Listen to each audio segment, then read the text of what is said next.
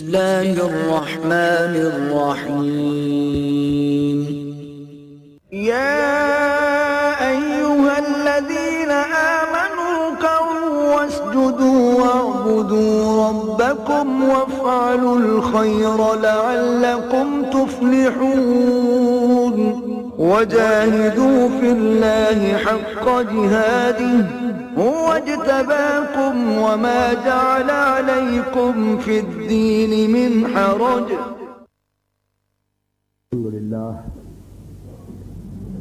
الحمد لله نحمده ونستعينه ونستغفره ونؤمن به ونتوكل عليه ونعوذ بالله من شرور أنفسنا ومن سيئات أعمالنا من يهده الله فلا مضل له ومن يضلله فلا هادي له ونشهد أن لا إله إلا الله وحده لا شريك له ونشهد أن سيدنا ومولانا محمدا عبده ورسوله أرسله بالهدى ودين الحق ليظهره على الدين كله وكفى بالله شهيدا فصلى الله عليه وعلى آله وأصحابه وسلم تسليما كثيرا كثيرا. أما بعد فقد قال الله تبارك وتعالى في سورة الحجرات أعوذ بالله من الشيطان الرجيم بسم الله الرحمن الرحيم قالت الأعراب آمنا قل لم تؤمنوا ولكن قولوا أسلمنا ولما يدخل الإيمان في قلوبكم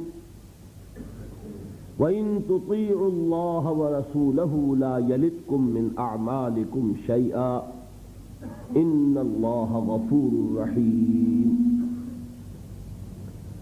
وقال تبارك وتعالى في آخر سورة الحج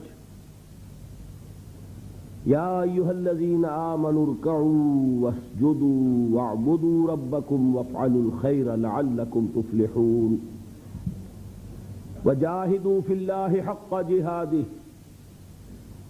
هو اجتباكم وما جعل عليكم في الدين من حرج ملة أبيكم إبراهيم هو سماكم المسلمين من قبل وفي هذا ليكون الرسول شهيدا عليكم وتكونوا شهداء على الناس فأقيموا الصلاة وآتوا الزكاة واعتصموا بالله هو مولاكم فنعم المولى ونعم النصير.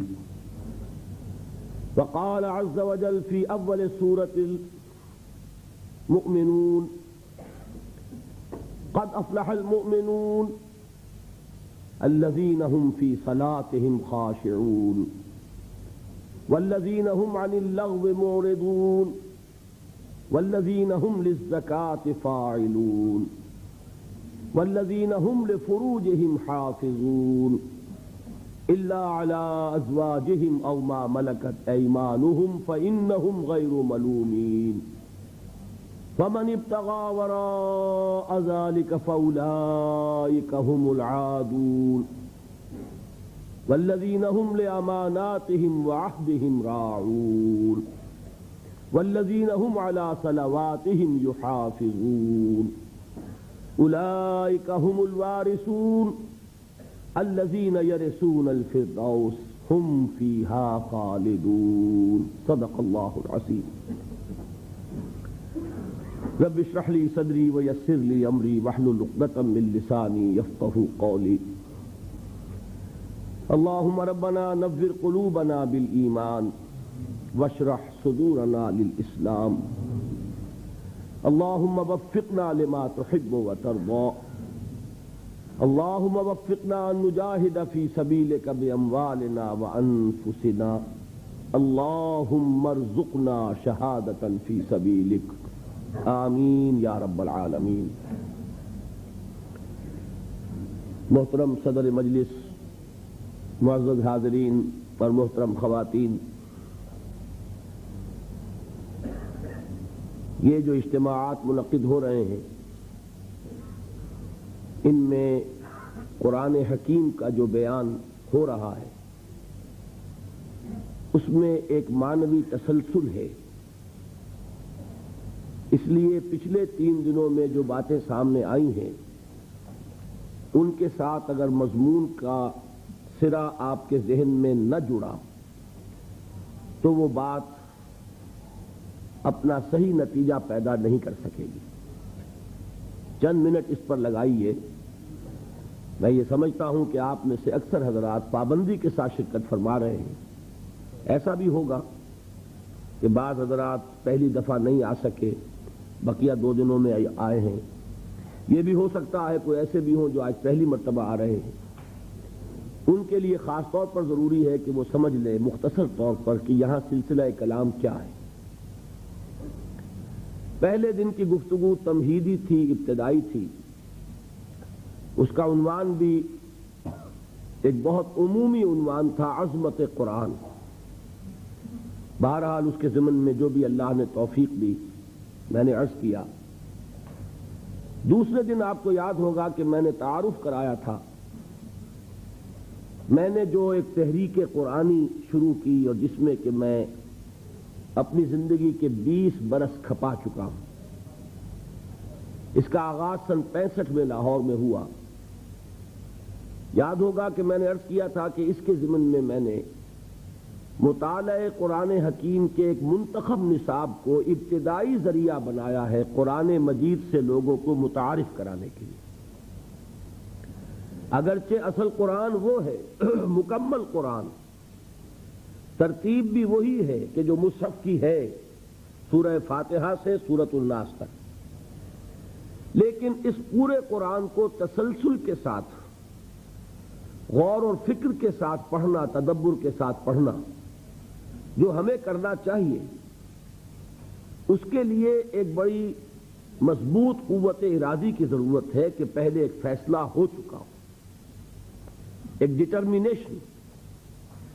اس ڈٹرمینیشن کے لیے، اس فیصلے کے لیے، اس عزم کے لیے، اس ارادے کے لیے میں نے مفید پایا اس کو کہ قرآن مجید کے اہم مضامین سے اگر تعارف کرا دیا جائے منتخب مقامات کے مطالعے سے، تو قرآن مجید کے اہم مضامین سے انسان متعارف ہوتا ہے اور اس سے اس میں ایک شوق پیدا ہوتا ہے، ذہنی مناسبت پیدا ہوتی ہے. اور پھر اللہ کا اگر فضل شامل حال ہو تو اس میں وہ ارادہ پیدا ہو جائے گا کہ وہ پورے قرآن حکیم پر اسی طرح تدبر کرتے ہوئے غور و فکر کرے. اس مطالعہ قرآن حکیم کے نصاب کا جو مرکزی خیال ہے وہ یہ کہ اولاً تو دین کی جامعیت سامنے آ جائے کہ ہمارا دین معروف معنی میں صرف مذہب نہیں ہے بلکہ دین ہے. اس میں مذہب والے حصے بھی ہیں. دیکھیے ذہن میں رکھیے لفظ مذہب پورے قرآن میں کہیں نہیں آیا اور آج ہماری زبانوں پر سب سے زیادہ یہی لفظ چڑھا ہوا ہے. ہمارا مذہب اسلام ہے، حالانکہ پورے قرآن میں یہ لفظ ہی نہیں. حدیث کا بھی جو ذخیرہ میرے مطالعے سے گزرا ہے، میں پورے حدیث کے ذخیرے کا میں دعویٰ نہیں کر سکتا، وہ بہت وسیع و عریض ذخیرہ ہے، لیکن جتنی بھی احادیث میری نگاہ سے گزری ہیں یہ لفظ مذہب کسی حدیث میں بھی نہیں. مذہب کا لفظ ہمارے ہاں سلف استعمال کرتے تھے محدود معنی میں مذہب حنفی، مذہب شافعی، مذہب مالکی، مذہب اہل حدیث، یہ مذاہب ہیں. اسلام مذہب نہیں، اسلام دین ہے. ان الدین عند اللہ الاسلام. دین کہتے ہیں ایک مکمل نظام اطاعت کو، پوری زندگی پر حاوی، پوری زندگی پر مسلط، پوری انسانی زندگی کو اپنے حیطۂ اقتدار میں لینے والی چیز، جس کے لیے جدید اصطلاح کیا ہے؟ نظام. ہم کہتے ہیں نظام. یہ نظام بھی قرآن کا لفظ نہیں ہے، لیکن یہ کہ اگر دین کے مفہوم کو جدید کسی لفظ میں ادا کیا جائے تو وہ نظام ہوگا. دین کیا ہے؟ خدائی نظام ہے، اللہ کا عطا کردہ نظام زندگی ہے. اس میں انفرادی زندگی، اجتماعی زندگی، سیاسی معاملات، اقتصادی معاملات، سماجی نظام، آئلی نظام، قانون اور اس کے جملہ گوشے، فوجداری قانون، دیوانی قانون، قانون شہادت، قانون وراثت، ہر شے موجود ہے۔ زندگی کا کوئی گوشہ نہیں ہے جو دین کے اندر شامل نہ ہو۔ اتنی چھوٹی چھوٹی چیزیں بھی اس دین میں شامل ہیں، جس کے بارے میں ایک واقعہ ہے جس سے وضاحت ہو جائے گی کہ یہود نے مسلمانوں کو کچھ چڑھانا شروع کیا کہ ہم نے سنا ہے تمہارے نبی تمہیں بڑی چھوٹی چھوٹی باتوں کی تعلیم دیتے ہیں۔ تو کچھ صحابہ نے حضور سے عرض کیا کہ حضور یہ یہودی یہ کہتے ہیں۔ حضور نے فرمایا کہ تم انہیں جواب دو کہ ہاں، ہمارے نبی نے ہمیں استنجا کرنا بھی سکھایا ہے۔ ہمیں تو اس پر فخر ہے کہ انسان کے لیے طہارت اور پاکیزگی یہ بھی نہایت ضروری ہے، اور اس کی تعلیم بھی کون دے گا اگر نبی نہیں دے گا صلی اللہ علیہ وسلم۔ تو ہمارا دین تو وہاں سے لے کر نظام حکومت تک چوٹی کے جو معاملات ہوتے ہیں ان سب پر مشتمل ہے۔ پہلی بات تو یہ سامنے آنی چاہیے کہ اسلام صرف مذہب نہیں، دین ہے۔ میں 2 منٹ آپ کے اور لے لوں، اس کو بھی میں چاہتا ہوں جس طرح میں نے اور باتیں کل عرض کی ہیں بالکل الجبرا کے فارمولوں کی طرح یاد کرنے کے لیے اسی طریقے سے ذہن نشین کیجئے۔ 3 جمع 3 6 امور ہیں جو جمع ہو جائیں تو دین بنتا ہے، اور ان میں سے پہلی 3 چیزیں وہ ہیں کہ جمع ہو جائیں تو صرف مذہب بنتا ہے۔ عقائد، عبادات اور کچھ معاشرتی رسومات۔ معاشرتی رسومات کس کے بارے میں؟ پیدائش، شادی، موت۔ ان 3 چیزوں کو جمع کریں گے، عقائد، عبادات اور کچھ معاشرتی رسومات، یہ تینوں ہیں مذہب۔ دنیا میں مذہب کا تصور یہیں تک ہے۔ اس سے آگے 3 چیزیں کیا ہیں؟ معاشرتی نظام، اقتصادی نظام، سیاسی نظام۔ ان کو جمع کریں گے تو یہ بنے گا اجتماعی نظام، اور ان 6 کو جمع کر لیں گے تو یہ بنے گا دین۔ یہ 6 چیزیں مل کر دین اسلام کی تکمیل ہوتی ہے۔ اس میں عقائد بھی ہیں، عبادات بھی ہیں، رسومات بھی ہیں، پیدائش کے ساتھ عقیقہ ہے، موت کے ساتھ تجہیز و تکفین ہے، نہلانا ہے، نماز جنازہ ہے، تدفین ہے، شادی بیاہ کے لیے نکاح ہے، ایجاب و قبول ہے۔ یہ تمام چیزیں بھی ہیں، لیکن ایک مکمل آئینی نظام، مکمل معاشی نظام، مکمل سماجی نظام، مکمل سیاسی نظام بھی ہے۔ تو 3 جمع 3 جمع کیجئے تو یہ در حقیقت دین بنتا ہے۔ پہلی تو اصل میں ضرورت اس بات کی ہے کہ اسے خوب اچھی طرح ذہن نشین کر لیا جائے۔ دوسری چیز کہ جو اس منتخب نصاب میں زیادہ پیش نظر ہے وہ یہ ہے کہ دینی فرائض کیا ہیں، دین ہم سے چاہتا کیا ہے، از روئے قرآن انسان کی نجات کے لوازم کیا ہیں، شرائط کیا ہیں۔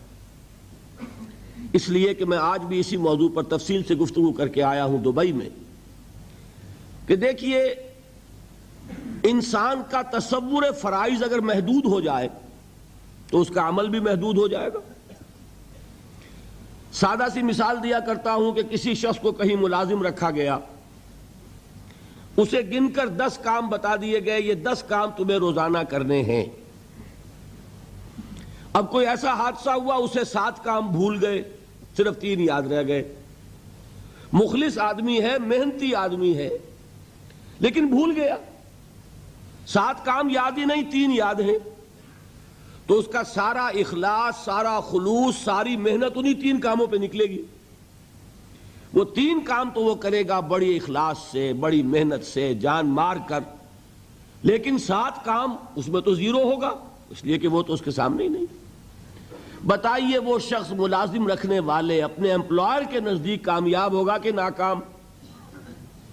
خلوص اس کا 100%، محنت اس کی 100%، لیکن ناکام۔ کیوں؟ اس لیے کہ اسے اپنے 7 فرائض تو یاد ہی نہیں رہے۔ اب آپ سوچئے خدا نہ خواستہ کہیں اگر ایسا ہو کہ ہمیں دین کے بہت سے فرائض یاد ہی نہ ہو، تو جو تھوڑے سے یاد ہیں ان میں اپنا زور لگا رہے ہیں، خلوص سے کر رہے ہیں، تو اللہ تعالیٰ کے ہاں اندیشہ ہے کہ نہیں کہ ناکام قرار پائیں۔ اس لیے بڑی ضرورت ہے کہ دین کے فرائض کیا ہیں، دین ہم سے چاہتا کیا ہے، اس کا تصور واضح ہونا چاہیے۔ اس کے لیے جو میں نے منتخب نصاب مرتب کیا، اس کی جو پہلی صورت ہے اس کا نقطہ آغاز ہے سورۃ العصر، لہذا دوسرے روز تقریر جو ہوئی میری وہ سورۃ العصر پر ہوئی، راہ نجات۔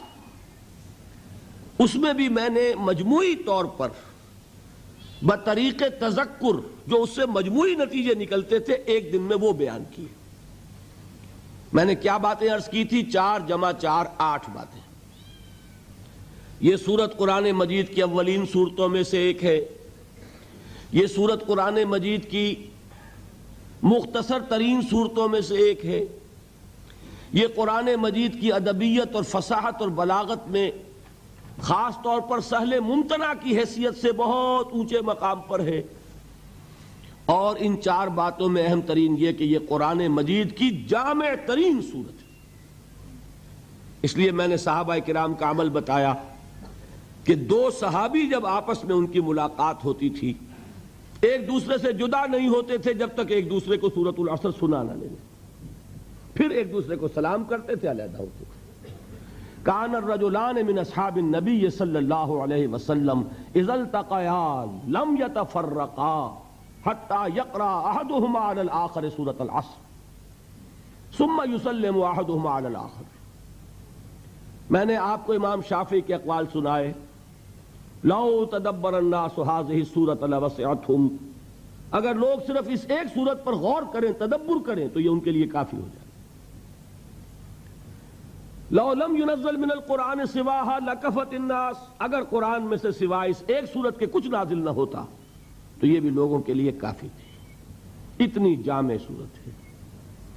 4 باتیں اور کیا بتائیں کہ سورۃ العصر کو ایک جملے کی شکل میں اپنے ذہن پر لکھ لیجئے، اللہ تعالی ہمارے لوح ذہن پر بھی کندہ کر دے، لوح قلب کے اوپر بھی اسے نقش کر دے۔ والعصر ان الانسان لفی خسر الا الذین آمنوا وعملوا الصالحات وتواصوا بالحق وتواصوا بالصبر۔ زمانے کی قسم ہے یا زمانہ گواہ ہے، تمام انسان خسارے میں ہیں، گھاٹے میں ہیں، ٹوٹے میں ہیں، سوائے ان کے جو ایمان لائے اور انہوں نے نیک عمل کیے، اور انہوں نے ایک دوسرے کو حق کی وصیت کی، اور انہوں نے ایک دوسرے کو صبر کی تاکید کی۔ اس سے نتائج کیا نکالے؟ میں نے 4۔ اس صورت نے ہمارے سامنے کامیابی اور ناکامی کا ایک معیار رکھ دیا ہے۔ کامیابی دولت سے نہیں، کامیابی جائیداد سے نہیں، کامیابی شہرت سے نہیں، کامیابی قوت اور اقتدار سے نہیں، کامیابی ان 4 چیزوں سے نہیں، کامیابی ایمان سے ہے، عمل صالح سے ہے، تواصی بالحق سے ہے، تواصی بالصبر سے۔ نمبر 1۔ نمبر 2، یہ کامیابی کے اونچے معیار کا ذکر نہیں ہے، ناکامی سے بچنے کی شرائط کا ذکر ہے، اس لیے کہ فرمایا گیا اگر یہ نہیں ہے تو پھر خسارہ ہے۔ میں نے ایچسن کالج کا حوالہ دیا تھا کہ وہاں بچوں کو ہائی اسکول کے میں نے سمجھانے کے لیے الفاظ کیا استعمال کیے، یہ فرسٹ ڈویژن کا ذکر نہیں ہے، یہ تو پاس مارکس کا ذکر ہے۔ 33% نہیں آئیں گے تو فیل ہو جاؤ گے، ہاں 60% لے لو گے تو فرسٹ ڈویژن ملے گی۔ تو یہاں بات کیا ہو رہی ہے؟ 33% کی ہے کہ یہ کم سے کم لوازم ہے نجات کے، اگر یہ نہیں ہے تو نجات نہیں۔ نمبر 3، جب 4 چیزیں اللہ تعالیٰ بیان فرما رہا ہے نجات کی شرائط، تو کسی کو اختیار نہیں کہ ان میں سے ایک کو بھی کم کر دے۔ نبی اکرم صلی اللہ علیہ وسلم کا قول میں نے آپ کو سنایا، ان سے مطالبہ کیا گیا کہ کچھ کمی کر دیجئے، قرآن میں کچھ تبدیلی کر دیجئے۔ کیا فرمایا؟ کیا حکم دیا گیا؟ قل ما يكون لي ان ابدله من تلقاء نفسي ان اتبع الا ما يوحى الي، میں اس میں کوئی ترمیم نہیں کر سکتا، میں تو خود پابند ہوں اس کا جو مجھ پر وحی کیا جا رہا ہے۔ معلوم ہوا 4 چیزیں لازم ہیں، ان میں سے کسی ایک کو بھی آپ ساقط کر دیں گے تو ذمہ داری اب آپ کی ہے، اللہ کا ذمہ ختم ہوا۔ اللہ نے نجات کا وعدہ کیا 4 شرطوں کے ساتھ. آپ کو یہ کم کر دیجئے، اب اللہ کا وعدہ نہیں رہا. اب کیا ہو جائے گا اگر قرآن مجید کی اصطلاح لیں گے؟ تلک امانیہم، اب یہ ان کی نیک خواہشات ہیں. نیک خواہشات سے بھی اصل مفہوم نہیں سمجھیں گے. انگریزی کا لفظ ہے وشفل تھنکنگ. آپ اپنی خواہشات کو خیالات کا جامہ پہنا دیتے ہیں. یہ ہماری خواہشات ہیں جو اپنے نظریات کی شکل اختیار کر لیتی ہیں. اللہ تعالیٰ کے ہاں تو نجات کے لیے 4 شرطیں ہیں. دلیل میں نے کیا دی تھی؟ وربیٹم، لفظ بلفظ میں نے نقل کیا. کس کا قول؟ امام رازی رحمت اللہ علیہ کا. فی ہذہ الآیت وعید شدید، اس آیت میں بڑی شدید وعید ہے. لأن اللہ تعالی حکم بالخسار علی جمیع الناس، اس لیے کہ اللہ تعالیٰ نے تو تمام انسانوں کے بارے میں خسارے کا، گھاٹے کا، ناکامی کا فیصلہ کر دیا. الا من کان آتیا بہذہ الاشیاء الاربعۃ، سوائے ان کے جو یہ 4 شرطیں پوری کریں. وہی الایمان والعمل الصالح والتواصی بالحق والتواصی بالصبر. فدل ذلک، اس سے یہ ہمیں رہنمائی ملی، یہ دلیل ہے اس بات کے لیے ان النجات معلقۃ بمجموع هذه الاشیاء، کہ نجات کا دار و مدار ان 4 چیزوں کے مجموعے پر ہے. بتائیے اب اس کے بعد بھی کوئی اور دلیل ضروری ہے؟ یہاں ایک بات مجھے بعد میں یاد آئی تھی کہ بیان ہونے سے رہ گئی تھی. وہ 4تھی بات نوٹ کر لیجئے. یہ 4 چیزیں لازم و ملزوم ہیں. اصل میں یہ 4 نہیں ہیں، یہ آپ کہہ سکتے ہیں کہ ایک ہی چیز ہے. ایمان صحیح ہوگا، عمل لازماً درست ہوگا. وہ ایمان ہی کیا ہوا جو عمل کو درست نہ کرے؟ اپنا عمل صحیح ہوگا تو آدمی کسی دوسرے کو بھی غلط کام کرتے ہوئے نہیں دیکھ سکتا. وہ غلطی کو برداشت کرتا ہے تبھی جبکہ اس کے اپنے اندر پانی مر رہا ہو. کہیں اپنے دل میں چور ہوگا تو وہ کسی غلط بات کو برداشت کرے گا، ورنہ جو انسان خود صحیح ہوگا وہ غلطی کو کبھی برداشت نہیں کرے گا. وہ حق کا علمبردار بن جائے گا، پرچارک بنے گا. اور اگر کوئی صاحب سیرت و کردار آدمی ہے تو پھر اس راستے میں جو تکلیف آئے گی پھر پیٹھ نہیں دکھائے گا، جمے گا. ہر چہ باد آباد ما کشتی درا بنداختے. تو یہ 4 چیزیں ہیں ہی نہیں، یہ تو کھول کر اللہ نے بتا دیا ہے. حقیقت میں شے ایک ہی ہے. میں اس کی ایک سادہ مثال اور دیا کرتا ہوں. دیکھیے آپ تصور کیجئے کسی شخص کا، کسی انسان کا ہو صاحب سیرت و کردار، کیریکٹر والا آدمی ہو، مرد ہو، بودا نہ ہو، بزدل نہ ہو، کمزور نہ ہو. اس شخص کے سامنے کوئی معاملہ آیا، پہلا کام کیا ہوگا کہ وہ اس میں حقیقت کی تہ تک پہنچے. بات کیا ہے سمجھنی چاہیے، ہوگی کہ نہیں؟ سرسری طور پہ کوئی فیصلہ نہ کر دے، بات کو سمجھے، حقیقت کی تہ تک پہنچے. نمبر 2، جو بات سامنے آئے اسے قبول کرے، پھر گھبرائے نہیں. He must face the reality and accept the reality. اگر صاحب کردار آدمی ہے اس کو خود اختیار کرے. میں سقراط کی مثال دے چکا ہوں. اس نے زہر کا پیالہ پسند کر لیا لیکن حق کو بیان کرنے سے رک جانا اس نے گوارا نہیں کیا. تیسری بات یہ ہوگی اس کا اعلان کرے ڈنکے کی چوٹ کے، یہ ہے حقیقت. ایک شے کو حق سمجھنا اور چھپا لینا یہ بزدلی ہے، یہ بوداپن ہے، یہ سیرت و کردار کی بات نہیں. اور آخری بات کیا ہوگی؟ حق تو آپ کو معلوم ہے کڑوا ہوتا ہے. کوئی ناراض ہوتا ہے تو ہوا کرے، کسی کی تیوری پر بل پڑتے ہیں تو پڑے، کسی کو ناگوار ہو تو ہو. آپ کو حق بات کہنی ہے اور جو تکلیف آئے جھیلنی ہے. اگر انسان صاحب کردار ہے، صاحب سیرت ہے، کریکٹر والا انسان ہے، مرد ہے وہ واقعتاً، تو یہ 4 چیزیں لازم ہیں. پہلے حق کو معلوم کرنا، وہ کیا ہے؟ ایمان. اس پوری کائنات کا حق کیا ہے؟ ایمان. اس کو قبول کرنا، اس کے مطابق اپنے عمل کو اختیار کرنا. نمبر 2، اس کا پرچار کرنا، اس کا اعلان کرنا. نمبر 3، اور اس میں جو تکلیف آئے اس کو جھیلنا. 4 چیزیں لازم و ملزوم ہیں. کسی ایک جگہ پر بھی اگر فل سٹاپ لگ گیا تو نتیجہ یہ نکلے گا کہ آدمی بودا تھا، کچا تھا، جواں مرد نہ تھا، جواں ہمت نہ تھا، صاحب سیرت نہ تھا، صاحب کردار نہ تھا. بودا انسان. یہ ہے سورۃ العصر. اس کے بعد اب ہم نے شروع کیا ہے ان چاروں میں سے ایک ایک کو لے کر اس پر گفتگو. کل ایمان پر بحث ہوئی. میں نے 9 ابواب گنوائے تھے کتاب الایمان کے، جس میں سے 7 ہم پڑھ چکے. کیا؟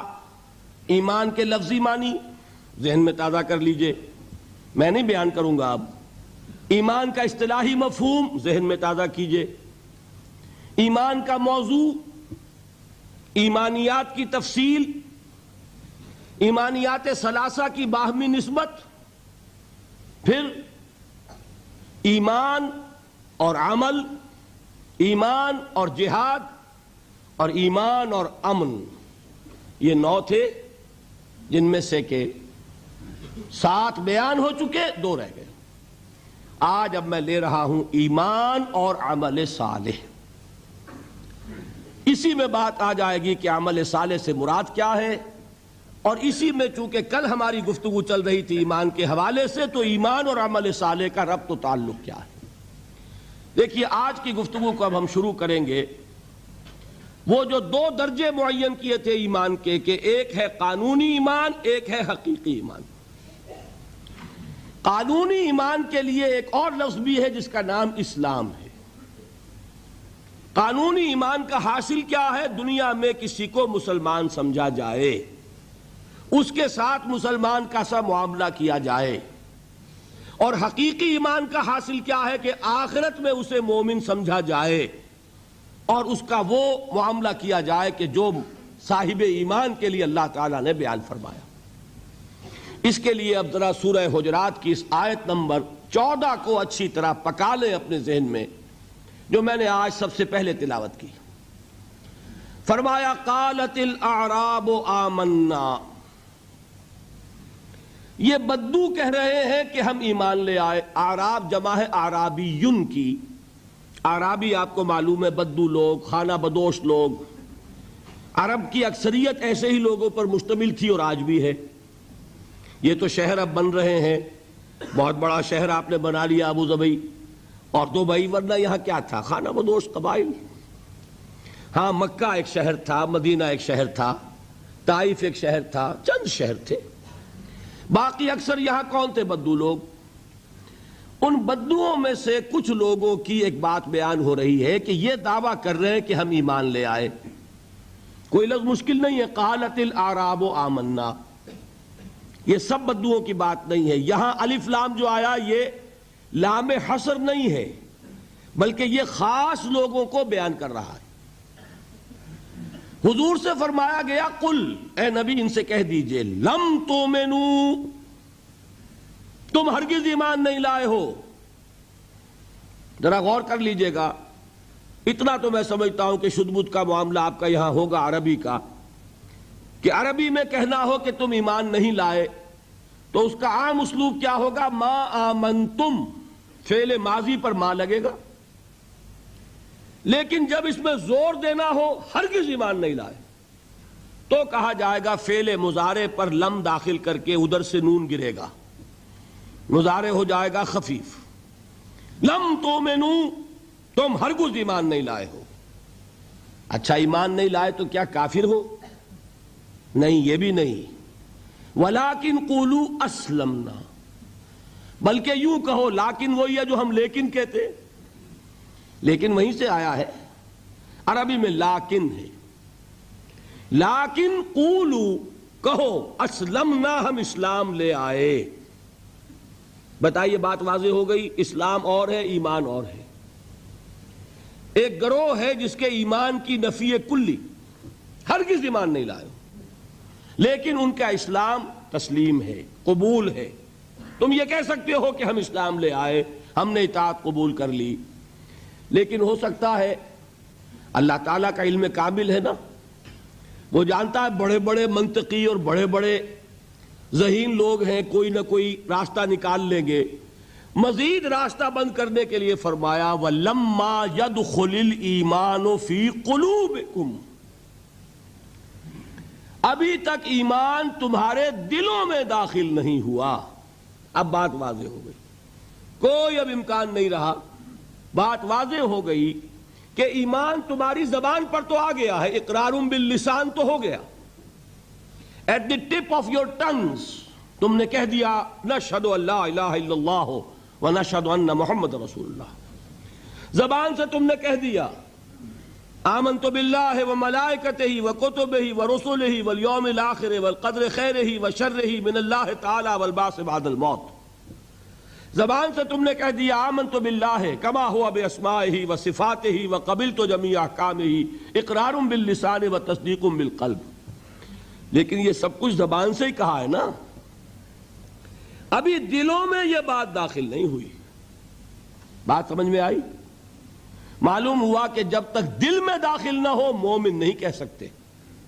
ہاں مسلم کا تمہیں تسلیم کر لیا جائے گا، مسلمان مان لیا جائے گا، تم اسلام کا دعویٰ کر سکتے ہو، ایمان کا دعویٰ نہیں کر سکتے۔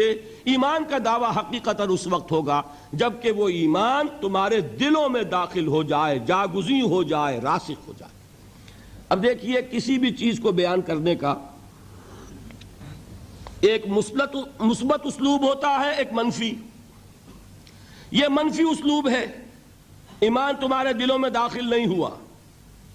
مثبت اسلوب کیا ہے؟ وہ صحابہ کرام کے بارے میں فرمایا وَلَٰكِنَّ اللَّهَ حَبَّبَ إِلَيْكُمُ الْإِيمَانَ وَزَيَّنَهُ فِي قُلُوبِكُمْ، یہ اسی سورہ حجرات میں ہے۔ اے محمد کے ساتھیو، اے محمد کے صحابہ رضی اللہ تعالی عنہم اجمعین وصلی اللہ علیہ وسلم، اللہ نے تو تمہارے نزدیک ایمان کو نہایت محبوب بنا دیا ہے اور اسے تمہارے دلوں میں کھبا دیا ہے۔ تو صحابہ کا ایمان کیا تھا؟ وہ ایمان صرف زبانی اقرار نہیں تھا بلکہ دلوں میں کھب گیا تھا۔ اور کچھ لوگ ایسے تھے جن کے بارے میں یہاں گفتگو ہو رہی ہے کہ ان کی زبانوں پر تو تھا، دلوں میں ابھی داخل نہیں ہوا تھا۔ ان سے کہا گیا اپنے آپ کو مسلمان کہہ سکتے ہو، مومن نہیں۔ اب یہاں سے بات سمجھ لیجئے، یہ میں نے کل آپ کو بتا دیا تھا ایمان کے 2 درجے، اس آیت کے حوالے سے اب اس کو اچھی طرح ذہن نشین آپ نے کر لیا۔ اب آئیے بحث عمل کی، اور میں یہاں آپ کے سامنے ایک بات رکھنا چاہتا ہوں، شاید آپ چونکیں بھی، پریشان بھی ہو جائیں، لیکن انشاءاللہ وہ پریشانی جلدی رفع بھی ہو جائے گی۔ دیکھیے ہمارے جو اسلاف ہیں، صحابہ کرام کے بعد ائمہ، یہ ہمارے اسلاف میں چوٹی میں ہیں۔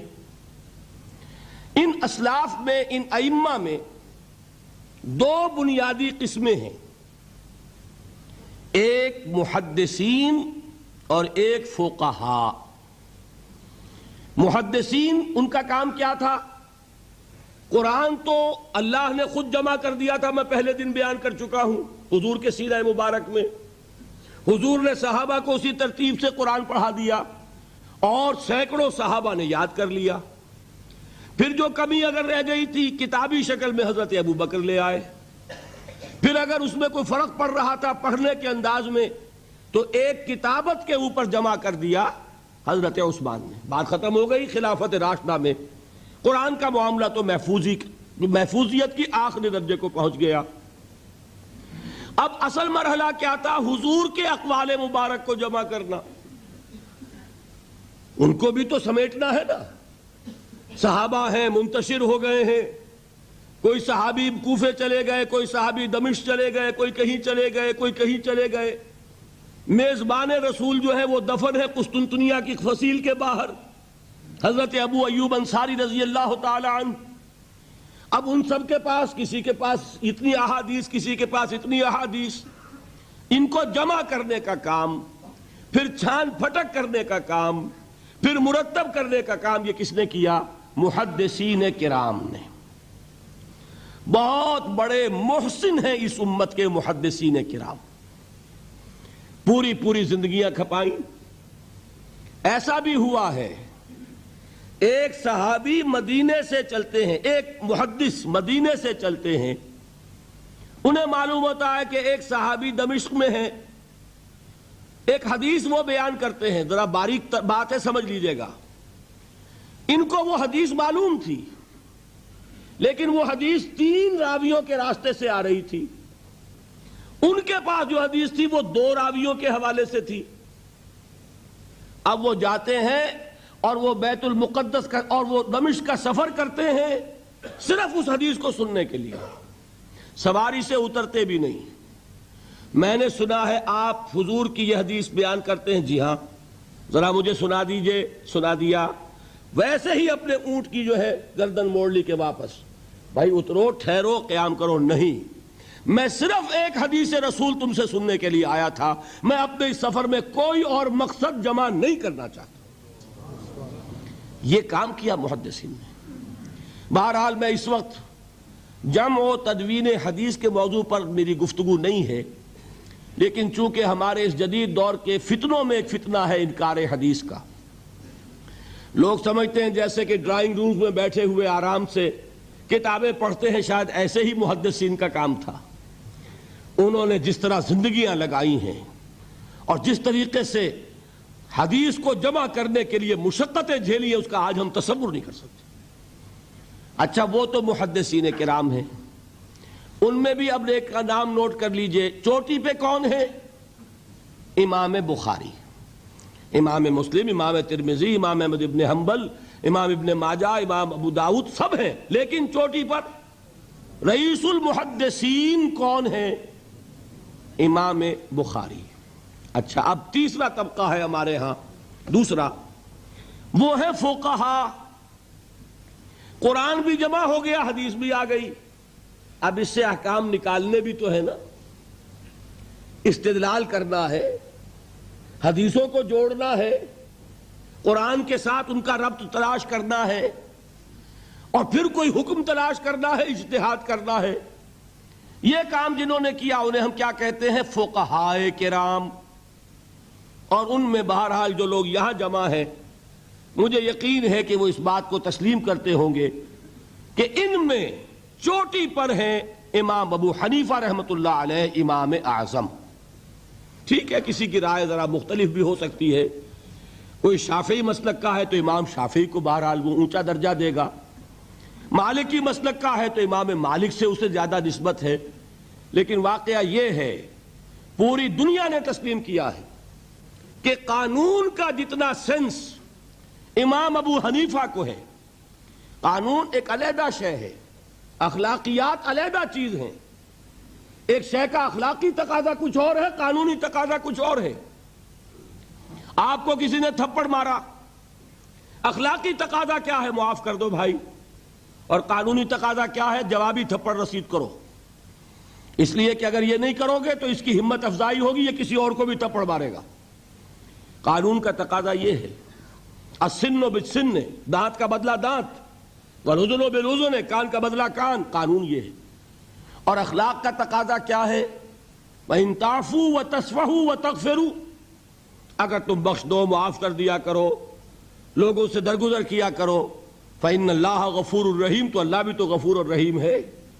تقاضے متضاد ہو گئے کہ نہیں؟ کسی معاملے کے اخلاقی پہلو کو پر نظر رکھنا یہ اور مزاج ہوگا، اور کسی معاملے کے قانونی پہلو کی گہرائی میں اترنا یہ اور مزاج ہے. میں اپنا احساس عرض کر رہا ہوں، اور دنیا میں جو بات مانی گئی ہے کہ جس کا نام لیگل سینس ہے، قانون کا ایک فہم، اس میں دنیا کا کوئی شخص مقابلہ نہیں کر سکتا امام ابو حنیفہ کا. آپ صحابہ کو ان سے مستثنیٰ کر دیجئے، ظاہر بات ہے انبیاء اور رسولوں کا معاملہ نہیں ہے، تو باقی انسانی نوع انسانی کے اندر امام ابو حنیفہ کا پلے کا کوئی شخص، ان کے برابر کا کوئی شخص قانون کا فہم رکھنے والا آج تک پیدا نہیں ہوا.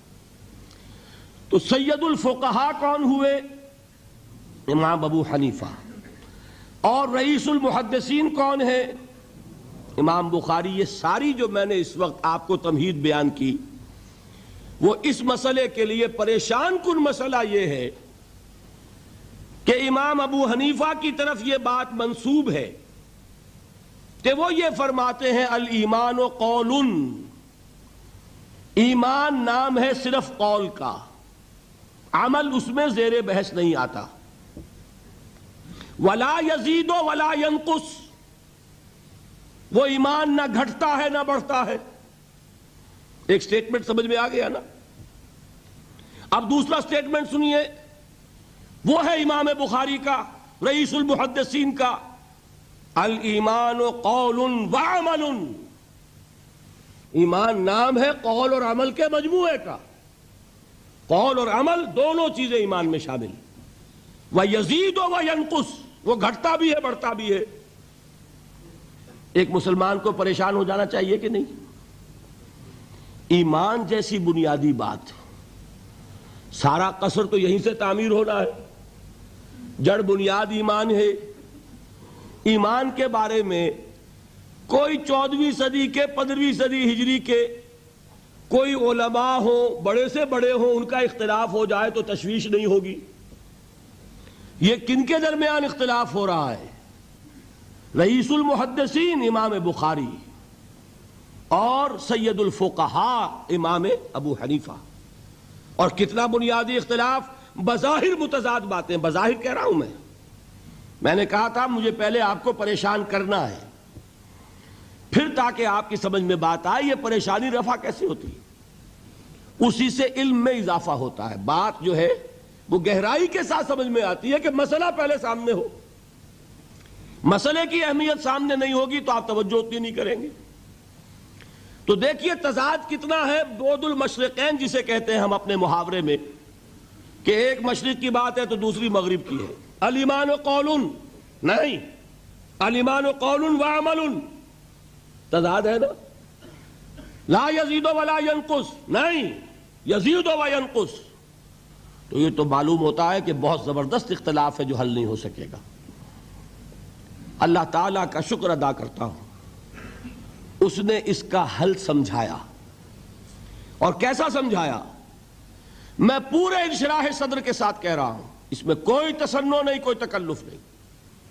میرے نزدیک دونوں باتیں 100% درست ہیں۔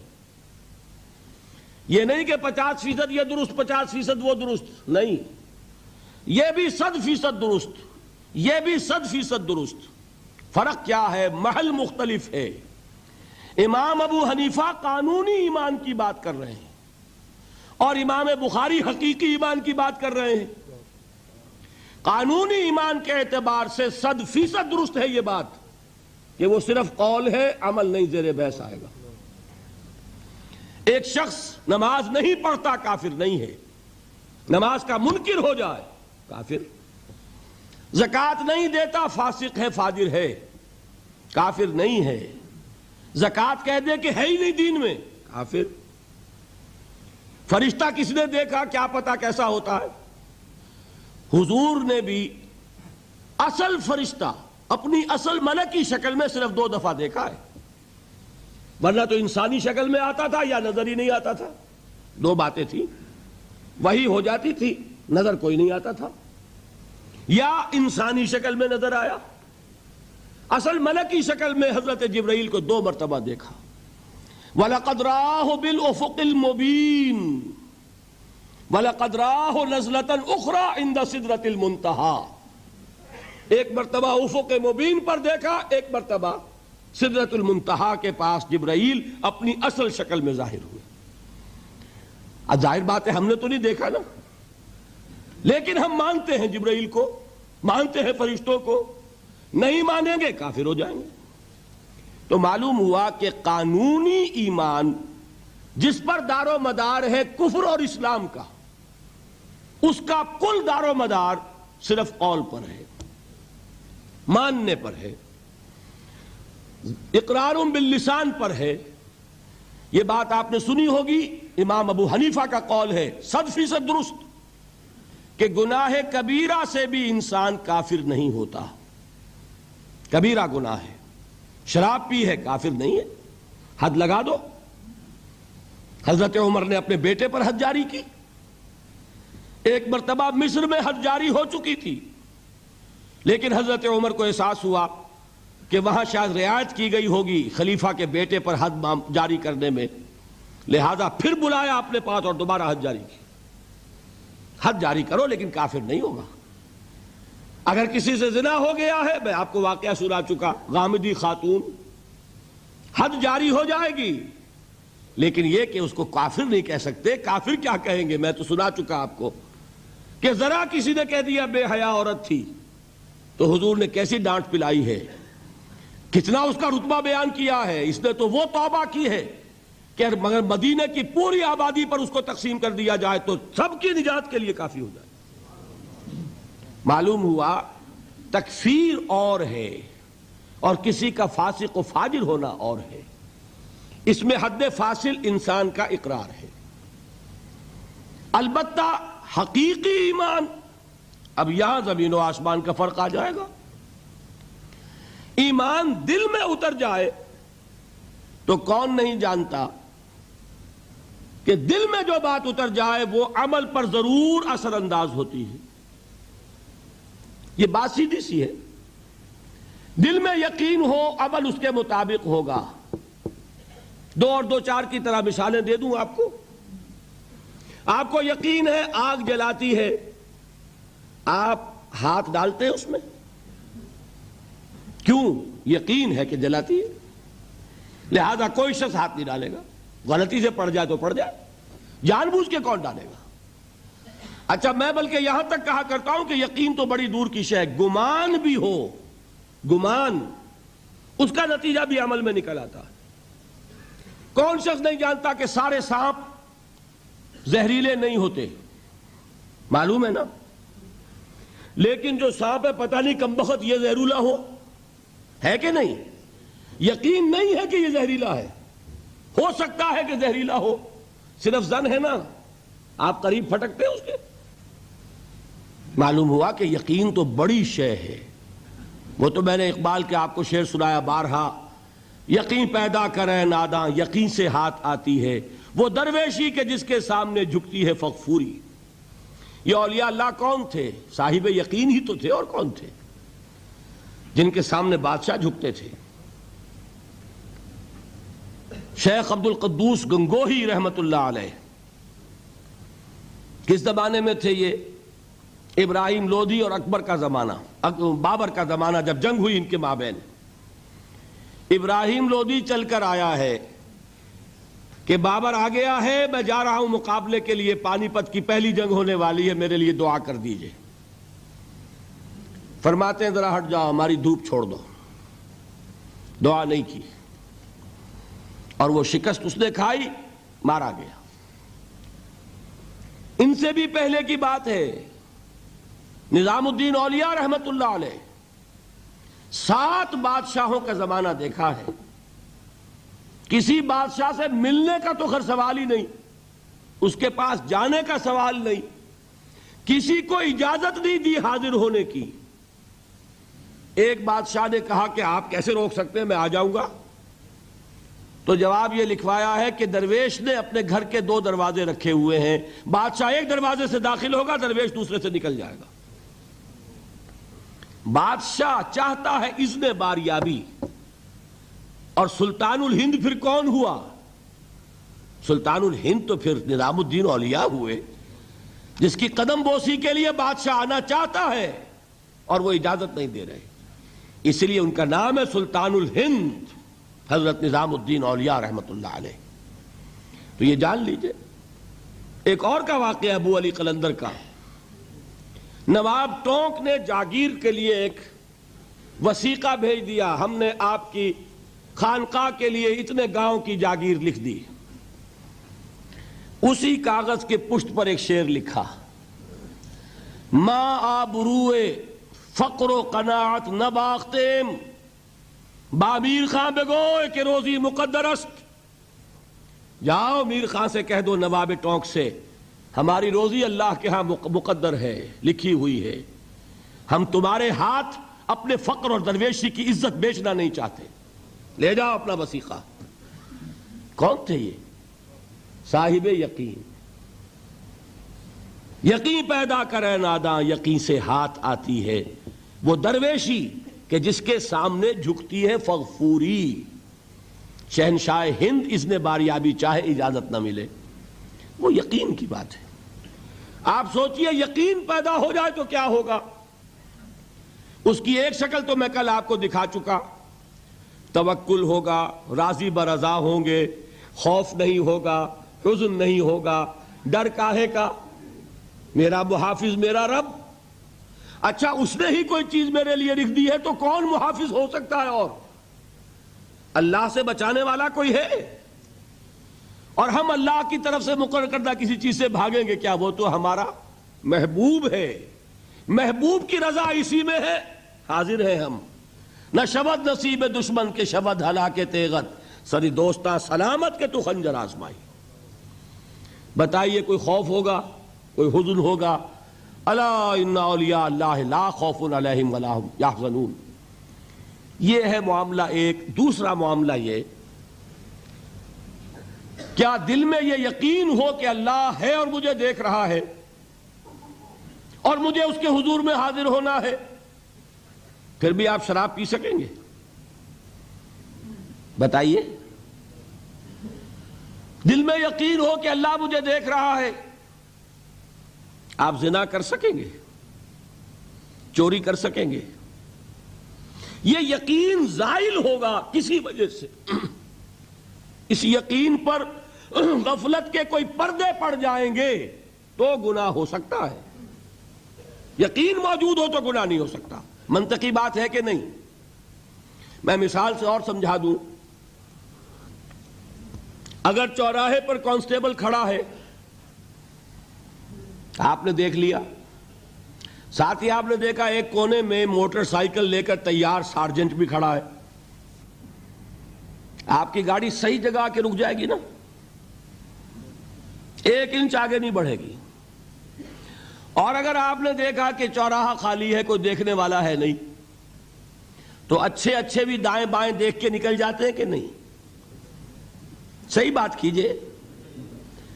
آدمی اپنے آپ کو دھوکہ دیتا ہے، بھئی یہ سارے ٹریفک رولز بچاؤ کے لیے ہے نا، تو دور دور تک کوئی ٹریفک نہیں ہے، خامخواہ کھڑا رہوں میں یہاں کائے کے لیے؟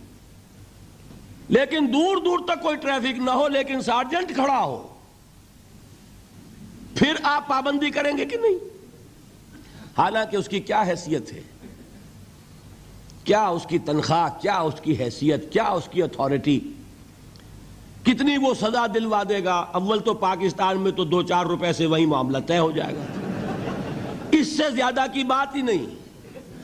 لیکن یہ کہ وہیں آپ کی گاڑی آ کر رک جاتی ہے۔ اگر یہ یقین ہو کہ اللہ ہے اور مجھے دیکھ رہا ہے تو کیا اس کا قانون توڑیں گے آپ؟ یقین والے ایمان کے ساتھ معصیت جمع نہیں ہو سکتی۔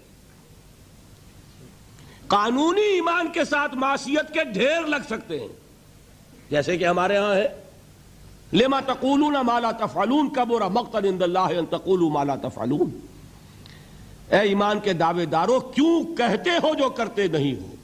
اللہ کے غضب کو بھڑکانے والی ہے یہ بات کہ تم کہو جو کہ کرتے نہیں ہو۔ ہماری امت کی اکثریت کا حال یہی ہے کہ نہیں؟ یہ کیا بات ہے کہ قانونی ایمان ہے، اس کے ساتھ معصیت کے انبار ہیں۔ حقیقی ایمان ہو تو معصیت کا وجود ہو نہیں سکتا۔ اب اس پر حدیثیں سن لیجئے۔ نبی اکرم صلی اللہ علیہ وسلم نے ایک مرتبہ 3 دفعہ قسم کھائی، واللہ لا یؤمنو، واللہ لا یؤمنو، واللہ لا یؤمنو۔ خدا کی قسم وہ شخص مومن نہیں، خدا کی قسم وہ شخص مومن نہیں، خدا کی قسم وہ شخص مومن نہیں۔ واقعہ یہ کہ ہم تصور نہیں کر سکتے کہ صحابہ کیسے لرز گئے ہوں گے، کانپ اٹھے ہوں گے۔ کون وہ بدبخت ہے، کون وہ شقی ہے جس کے بارے میں اللہ کے رسول 3 دفعہ قسم کھا کر فرما رہے ہیں کہ وہ صاحب ایمان نہیں؟ قیل من یا رسول اللہ، کسی نے ڈرتے ڈرتے پوچھا ہوگا اے اللہ کے رسول کس کے بارے میں ارشاد فرما رہے ہیں؟ اب جواب سنیے، الذی لا یامن جارہ بوائقہ، وہ شخص کے جس کی ایذا رسانی کی وجہ سے، جس کی بدخلقی کی وجہ سے اس کا پڑوسی امن میں نہیں ہے۔ یہ کوئی گناہ کبیرہ ہے؟ آپ کی فہرست میں تو گناہ ہی نہیں، کبیرہ کیا سوال، صغیرہ بھی نہیں۔ زیادہ زیادہ آپ یہ کہیں گے کہ ذرا بد اخلاقی ہے، کج خلقی ہے، بس اچھا کردار کا معاملہ نہیں ہے، یہ کہیں گے، گناہ کی فہرست میں نہیں آئے گی بات، کبیرہ بہت بڑی شے ہے، لیکن اس پر اللہ کے رسول نے 3 دفعہ قسم کھائی، ایمان نہیں ہے، ہرگز نہیں ہے، خدا کی قسم نہیں۔ اب بتائیے ایمان اور عمل علیحدہ ہو جائیں گے کیا؟ یہ ہے مسئلہ جو امام بخاری کے سر پہ ہے۔ اور سنیے، فرمایا حضرت انس ابن مالک نے، یہ روایت جو میں نے آپ کو ابھی سنائی ہے یہ کوئی ایسی ویسی روایت نہیں ہے، متفق علیہ ہے، بخاری اور مسلم دونوں میں موجود، اس سے اونچا درجہ روایت کا ہے ہی نہیں۔ راوی کون؟ ابو ہریرہ رضی اللہ تعالی، ان کی والدہ لے کر حاضر ہو گئیں، یہ بچہ حضور آپ کی خدمت میں رہے گا، آپ کی خدمت کرے گا، آپ کے پاس رہے گا، ٹھیک ہے۔ وہ حضور کے خادم خاص ہیں، جیسے ذاتی کوئی ہوتا ہے معاملات میں مدد کرنے والا، خدمت کرنے والا، وہ ہیں انس ابن مالک۔ چونکہ ان کا تعارف ہو گیا ہے رضی اللہ تعالیٰ عنہ، تو ایک بات پہلے اور سنا دوں، جو بچہ اپنے اس بچپن سے لے کر 9 برس کی عمر تھی جب آئے حضور کے پاس، انتقال کے وقت عمر کتنی ہوگی؟ 19 برس، 10 برس حضور کی خدمت میں رہے۔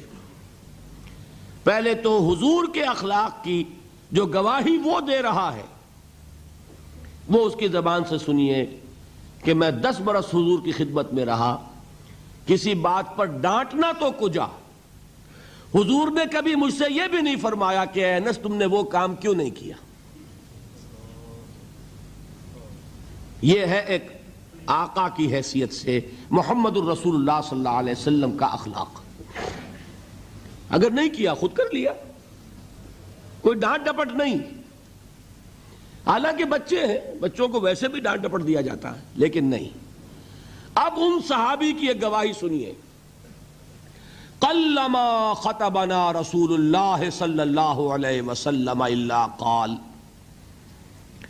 فرماتے ہیں کہ شاذ ہی کبھی ایسا ہوا ہوگا کہ حضور نے کبھی خطبہ ارشاد فرمایا ہو اور اس میں یہ الفاظ نہ ہو۔ الفاظ سمجھ رہے؟ جب بھی خطبہ دیتے تھے آپ یہ الفاظ ضرور فرماتے تھے، شاذ کبھی رہ جائے تو رہ جائے، قلما خطبنا رسول اللہ صلی اللہ علیہ وسلم الا قال، کیا فرمایا؟ لا ایمان لمن لا امانت لہ ولا دین لمن لا عہد لہ، جس شخص میں امانت داری نہیں اس کا کوئی ایمان نہیں، جس میں ایفاء عہد نہیں اس کا کوئی دین نہیں۔ بنا پھرتا ہو وہ دیندار، بنا پھرتا ہو وہ صاحب ایمان اور امتی حضور کا، امانت داری نہیں تو ایمان نہیں، ایفاء عہد نہیں تو دین نہیں۔ کس کا فرمان ہے؟ کسی آج کے زمانے کے مفتی کی بات نہ سمجھ لیجئے گا کہ جس کو آسانی سے آپ چاہیں تو رد کر دیں، یہ محمد الرسول اللہ صلی اللہ علیہ وسلم کا فرمان۔ اور سنیے پھر ایک متفق علیہ روایت بخاری اور مسلم کی، راوی پھر کون ہے؟ ابو ہریرہ رضی اللہ تعالی عنہ، فرماتے حضور نے ارشاد فرمایا لا یزنی الزانی حین یزنی وہو مومن ولا یسرق السارق حین یسرق وہو مومن ولا یشرب الخمر حین یشرب وہو مومن، کوئی زانی حالت ایمان میں زنا نہیں کرتا۔ کیسے ممکن ہے؟ ایمان ہو اور زنا ہو جائے، پھر وہ ایمان دھیلے کا ہوا؟ کیا قدر و قیمت اس ایمان کی؟ وہ تو اٹھا کر پھینک دینے کی چیز ہے۔ ایمان اور اخلاق پہ اثر انداز نہ ہو، ایمان اور کردار کو نہ بدلے، ایمان اور عمل کو نہ بدلے تو کس مرض کی دوا؟ پھینکو اٹھا کر۔ نہیں ممکن کہ ایمان ہو اور زنا ہو، نہیں ممکن کہ ایمان ہو اور چوری ہو۔ لا یسرق السارق حین یسرق وہو مومن، کوئی چور حالت ایمان میں چوری نہیں کرتا، کوئی شرابی حالت ایمان میں شراب نہیں پیتا۔ ولا یشرب الخمر حین یشرب وہو مومن، کوئی شراب پینے والا وہ مومن نہیں ہوتا جب وہ شراب پی رہا ہوتا ہے، اس وقت اس کے دل سے ایمان نکل جاتا ہے۔ اب دیکھیے یہاں کیا میں نے کل بتایا تھا نا، مغالطے کیا ہو گئے؟ مغالطے یہ ہو گئے کہ اس کو سمجھ لیا قانونی بات، یہ قانونی بات نہیں ہے، وہ قانونی ایمان کی بات نہیں ہو رہی، یہ حقیقی ایمان کی بات ہو رہی۔ قانونی ایمان کی بات ہو تو یہ کافر ہو گیا، پھر کافر نہیں ہے۔ قانونی ایمان کا دار و مدار قول پر ہے، یہ وہ حقیقی ایمان ہے، قلبی یقین والا ایمان، اس کے بارے میں فرمایا جا رہا ہے۔ وہ دل سے نکل جاتا ہے تو گناہ ہو سکتا ہے۔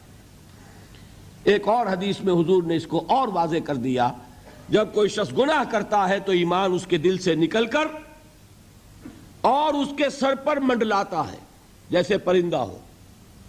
اگر توبہ کرتا ہے تو واپس لوٹ آتا ہے، توبہ نہیں کرتا تو رخصت ہو جاتا ہے۔ بتائیے کوئی اشتباہ رہ گیا؟ لیکن خدا کے لیے دو انتہاؤں سے اپنے آپ کو بچائیے۔ ایک انتہا یہ کہ اس حدیث کی بنا پر آپ کافر قرار دے دیں۔ یہ غلطی کس سے ہوئی؟ کل بتایا تھا بھائی، کس سے؟ خوارج سے۔ خوارج سے یہی غلطی ہوئی۔ وہ فارسی کا ایک مصرع ہے کہ مردی و نامردی قدم فاصلہ دارد، یہ باریک جیسے بال کا سا فرق ہوتا ہے لیکن زمین و آسمان کے نتیجے نکل آتے ہیں۔ انہوں نے ایسی حدیثوں کی بنا پر یہ فیصلہ کر دیا، پھر اگر ایمان نہیں ہے تو کافر ہے۔ کتنا یہ آسانی سے نتیجہ نکل آیا، ایمان نہیں ہے تو کافر ہے۔ لا ایمان لمن لا امانت لہو، کوئی شخص امانت میں خیانت کرتا ہے تو اس میں ایمان نہیں ہے، ایمان نہیں ہے تو کافر ہے، کافر ہے تو مرتد ہے، مرتد ہے تو واجب القتل ہے۔ کہاں سے کہاں بات پہنچ گئی؟ بہت بڑی غلطی، بہت بڑی گمراہی۔ دوسری طرف ایک ہمارے ہاں اور انداز ہے کہ وہ جنت و دوزخ کے فیصلے اور قیامت کے اور آخرت کے فیصلے بھی قانونی اسلام کی بنیاد پر کرتے ہیں۔ انہیں یہ سمجھ لینا چاہیے یہ قانونی اسلام دنیا میں مفید ہے، آخرت میں وہ یقین والا ایمان ہوگا تو مفید ہوگا۔ یہ چیز ذہن سے نکل گئی، اور برا نہ مانیے یہ اہل سنت کے اکثر عوام کے ذہنوں سے یہ بات نکل گئی۔ وہ یہ سمجھتے ہیں ہمارے پاس سرٹیفکیٹ ہے، ہم مسلمان ہیں، مسلمان ہیں تو صاحب ایمان ہے، صاحب ایمان ہے تو جنت ہم پر واجب اور دوزخ ہم پر حرام۔ یہ آپ کے دل میں لکھا ہوا ہے کہ نہیں؟ جب دل میں یہ لکھا ہوا ہوگا تو پھر کرو گناہ، کیوں نہ کرو؟ کیوں حرام خوری نہ کرو؟ کیوں رشوتیں نہ لو؟ کیوں بددیانتی نہ کرو؟ جبکہ دوزخ تو آپ پر حرام ہے ہی ہے، آپ کو کوئی چیز نقصان پہنچا ہی نہیں سکتی۔ یہ مرجیہ کا عقیدہ تھا اصل میں، یہ دوسری انتہا تھی جو آج اہل سنت کے اکثر لوگوں کے دلوں میں بات بیٹھ گئی، عوام کے اندر، جہلا کے اندر۔ ان دونوں چیزوں سے بچیے۔ تیسری ایک غلطی کی اہل تشیع نے، انہوں نے کیا غلطی کی؟ ایمان اور اسلام کے فیصلے دنیا میں کرنے لگ گئے۔ فلاں مومن تھے، باقی سب مسلم ہی تھے، اور باقی سب منافق ہی تھے۔ یہ فیصلہ کرنے کا کسی کو اختیار نہیں۔ دنیا میں فیصلہ صرف یہ ہوگا کہ کافر تھا یا مسلمان، چھٹی۔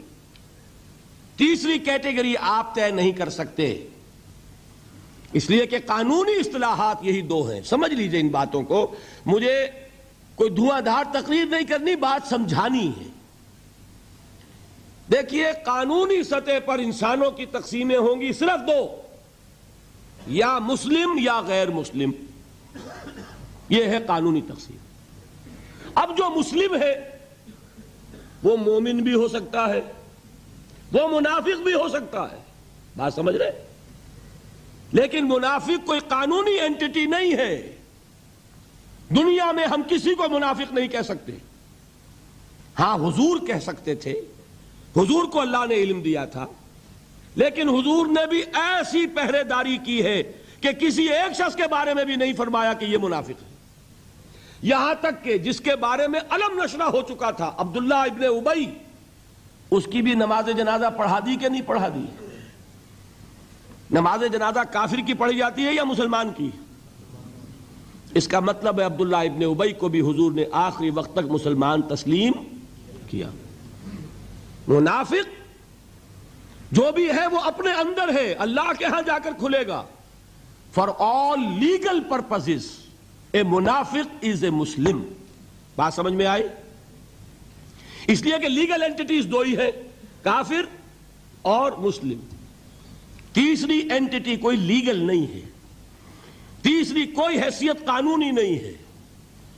اب ایک جو مسلم ہے وہ مومن بھی ہو سکتا ہے، منافق بھی ہو سکتا ہے. اس کا فیصلہ کہاں ہوگا؟ اللہ کے ہاں. ویسے حقیقت نفاق پر مجھے تفصیلی گفتگو کرنی ہے، میں اس کے مسائل اور وہاں اس وقت واضح کروں گا. اس وقت ایک بات اور نوٹ کر لیں. دیکھیے اب یہ جن لوگوں نے کچھ الجبرا پڑھا، جیومیٹری پڑھی تھوڑی سی بھی، ان کی سمجھ میں بات آئے گی. کچھ گراف بنایا کرتے تھے، زیرو درمیان میں اور رائٹ سائڈ پہ +1 +2 +3 +4 اور لیفٹ پر -1 -2 -3 -4. درمیان میں کیا ہے؟ زیرو. یہ تیسری شکل بھی ممکن ہے. +1 کیا ہے؟ ایمان کا پہلا درجہ. +2 کیا ہے؟ ایمان کا دوسرا درجہ. +3 کیا ہوگا؟ ایمان کا اور درجہ. اور ابو بکر کا مقام کیا ہوگا؟ +انفینٹی. انتہائی درجے میں وہ پلس ہوتا چلا جائے گا تو وہ ابو بکر کا ایمان ہوگا. ٹھیک ہے. اور -1 نفاق کا پہلا درجہ، -2 -3 اور انفینٹی عبداللہ ابن ابی رئیس المنافقین. سمجھ میں آ گیا؟ درمیان میں زیرو بھی تو ہے کہ نہیں؟ یہ تیسری شکل ممکن ہے.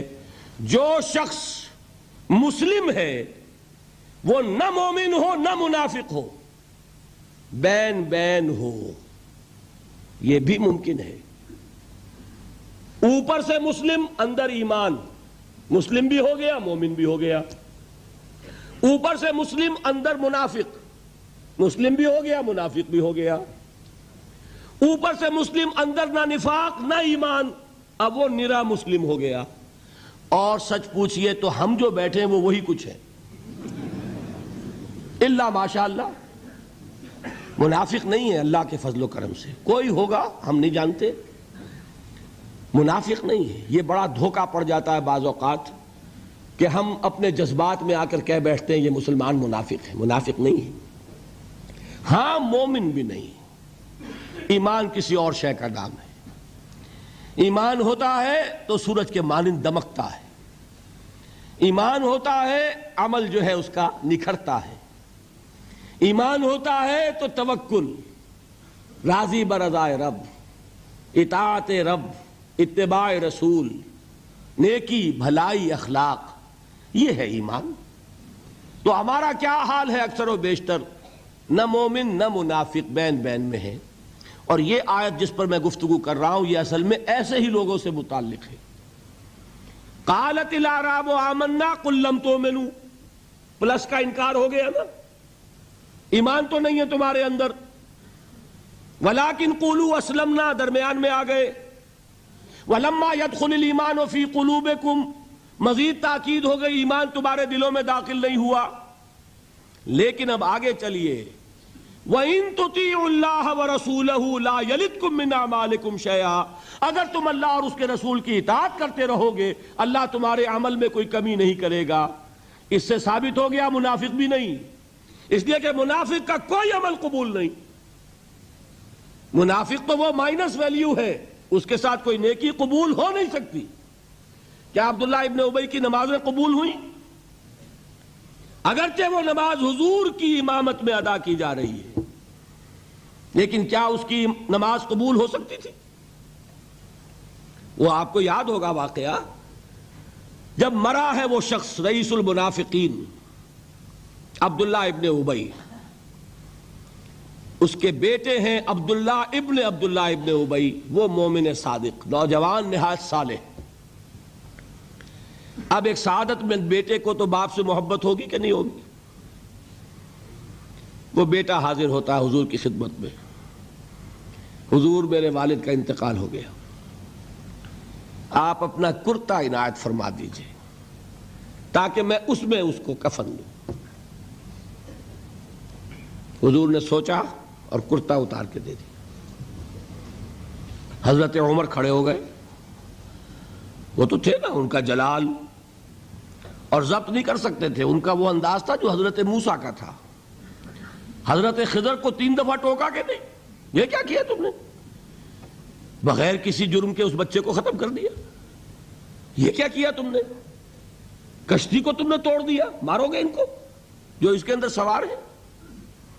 یہ کیا کیا؟ یہ دیوار سیدھی کر دی. یہ بدبخت انہوں نے ہمیں کھانے کو بھی نہیں دیا اور ان کی دیوار سیدھی کر رہے ہیں. تو حضرت موسیٰ علیہ السلام خاموش نہیں رہ سکتے تھے.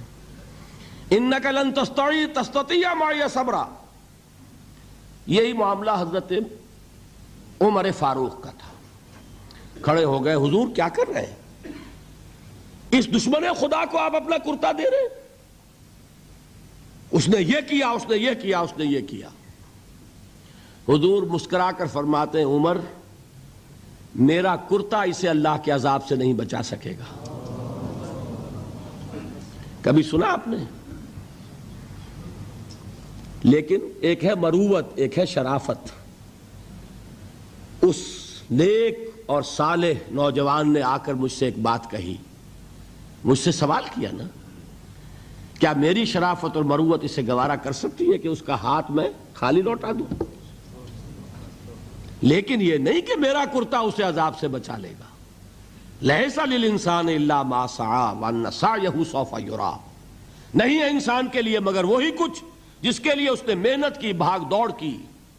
جو کمائی کی ہے وہی ملے گا، اور جو کمائی ہے وہ ضائع نہیں کی جائے گی، وہ دکھا دی جائے گی. یہ ہے تمہاری کمائی. تو انسان کا معاملہ تو عمل سے ہے نا. اور میں یہ بھی بتا دوں، لطیف باتیں ہیں یہ کرتا حضور نے دیا کیوں؟ ایک تو آپ کی شرافت اور مروت. اسی شرافت اور مروت کا ایک اور پہلو یہ تھا، حضور اس شخص کا ایک احسان اپنے اوپر سمجھتے تھے. غزوہ بدر میں حضرت عباس حضور کے چچا کفار کی طرف سے آئے تھے، ایمان نہیں لائے تھے اس وقت تک، اور وہ اسیران بدر میں تھے. بدر کی جنگ کے بعد جو قیدی تھے ان میں عباس بھی ہیں رضی اللہ تعالی عنہ. ان کو پاس کرتا نہیں تھا، کرتے کی ضرورت پیش آئی. وہ طویل القامت انسان تھے. عبداللہ ابن ابی نے اس وقت کرتا دیا تھا عباس کو. اس کو محمد الرسول اللہ اپنے اوپر ایک احسان سمجھتے تھے کہ میرے چچا کو اس شخص نے ایک وقت میں کرتا دیا تھا. آج در حقیقت محمد الرسول اللہ صلی اللہ علیہ وسلم نے اپنے اس احسان کا بدلہ چکایا ہے. بہرحال بات جو ہو رہی تھی اس کو سمجھیے. منافق اندر جو کچھ ہے وہ ہے اور اللہ جانتا ہے.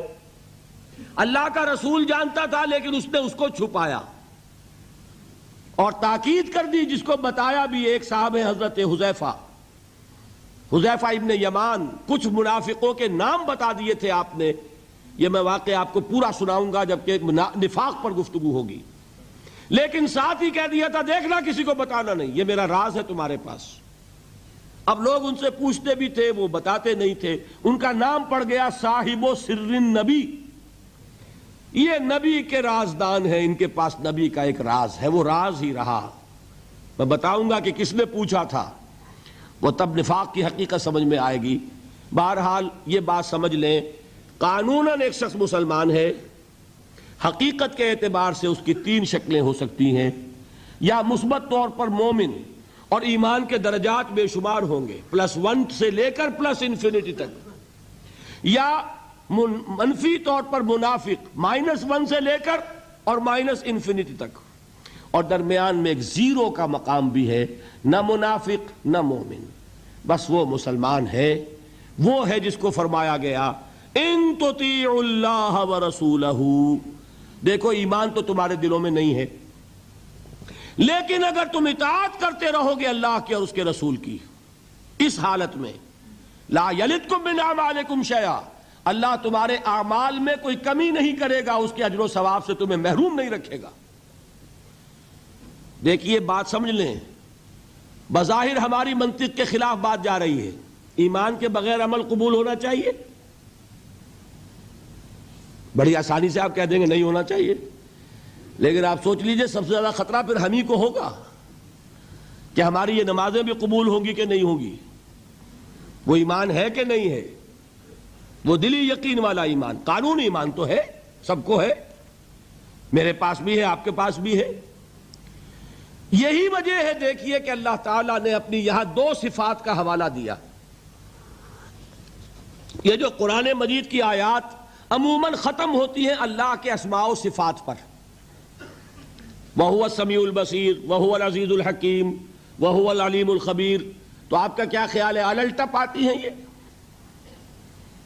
بڑی حکمت کے ساتھ آتی ہیں، مضمون کے ساتھ، مناسبت کے ساتھ اللہ کی صفات، اللہ کے نام، خاص سبب ہے۔ یہاں فرمایا، آیت ختم ہوئی، ان اللہ غفور الرحیم، یہ اللہ کی شان غفاری اور شان رحیمی کا صدقہ ہے کہ اس حالت میں بھی اطاعت کرو گے تو اللہ قبول فرما لے گا، ورنہ صحیح بات تو یہی بنتی ہے کہ ایمان کے بغیر اطاعت قبول نہ ہو۔ بات سمجھ میں آئی؟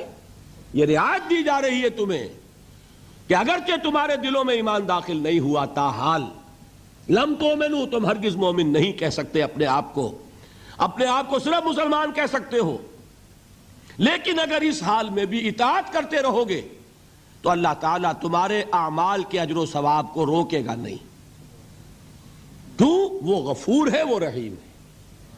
قالت الاعراب آمنا قل لم تؤمنوا ولكن قولوا اسلمنا ولما يدخل الايمان في قلوبكم وان تطيعوا الله ورسوله لا يلدكم من اعمالكم شيئا ان الله غفور رحيم۔ منطقی بات یہ بنتی جب تک مثبت طور پر ایمان دل میں نہ ہو کوئی عمل قبول نہ ہو، لیکن اللہ غفور ہے، اللہ رحیم ہے، اس کی شان غفاری کا صدقہ ہے، اس کی شان رحیمی کے طفیل یہ رعایت کی جا رہی ہے۔ اس حال میں بھی اطاعت کرتے رہو گے تو اللہ تعالیٰ تمہارے اجر و ثواب کو ضائع نہیں کرے گا۔ اب ذرا ایک بات اس میں سمجھ لیجئے، وہ کون لوگ تھے جن کے بارے میں یہ بات کہی گئی؟ نمبر ایک، اور ہم اپنے اوپر غور کریں کہ ہم کس کیٹیگری میں ہیں، اور یہ کتنی بڑی نوید جافزہ ہے ہمارے لیے اللہ کا یہ وعدہ کہ اگر ایمان نہ ہو تب بھی اطاعت کرو گے تو قبول کر لیں گے، لیکن اس کے لیے ایک نوٹ آف کوشن بھی ہے، ایک تنبیہ بھی ہے۔ یہ چار باتیں سمجھ لیں تب اس آیت کا درس مکمل ہوگا۔ نمبر ایک، یہ کون لوگ تھے؟ دیکھیے اچھی طرح سمجھیے اس بات کو۔ مکے میں اسلام کمزور تھا، کفر غالب تھا، ٹھیک؟ جو کلمہ شہادت پڑھتا تھا اسے مار پڑنی شروع ہو جاتی تھی، ٹھیک ہے؟ لہذا وہی شخص زبان پر کلمہ لاتا تھا جس کے دل میں یقین کامل پیدا ہو چکا ہوتا تھا، مار کھانے کو تو وہی تیار ہوگا نا۔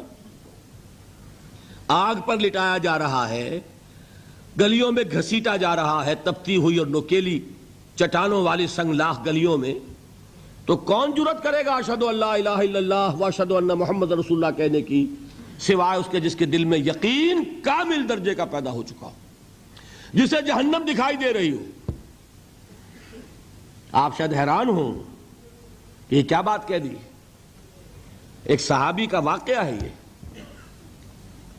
صبح کے وقت حضور کا معمول تھا یہ کہ صبح جب فجر کے بعد فوراً نہیں منتشر ہو جاتے تھے، گفتگو ہوتی تھی، کسی نے خواب دیکھا ہوتا تھا تو خواب بیان کرتا تھا، حضور تعبیر بیان فرماتے تھے۔ حضور نے ایک صحابی سے ایسے سوال کر لیا، کیف اصبحت، کیسے صبح کی، کس حال میں صبح ہوئی آج؟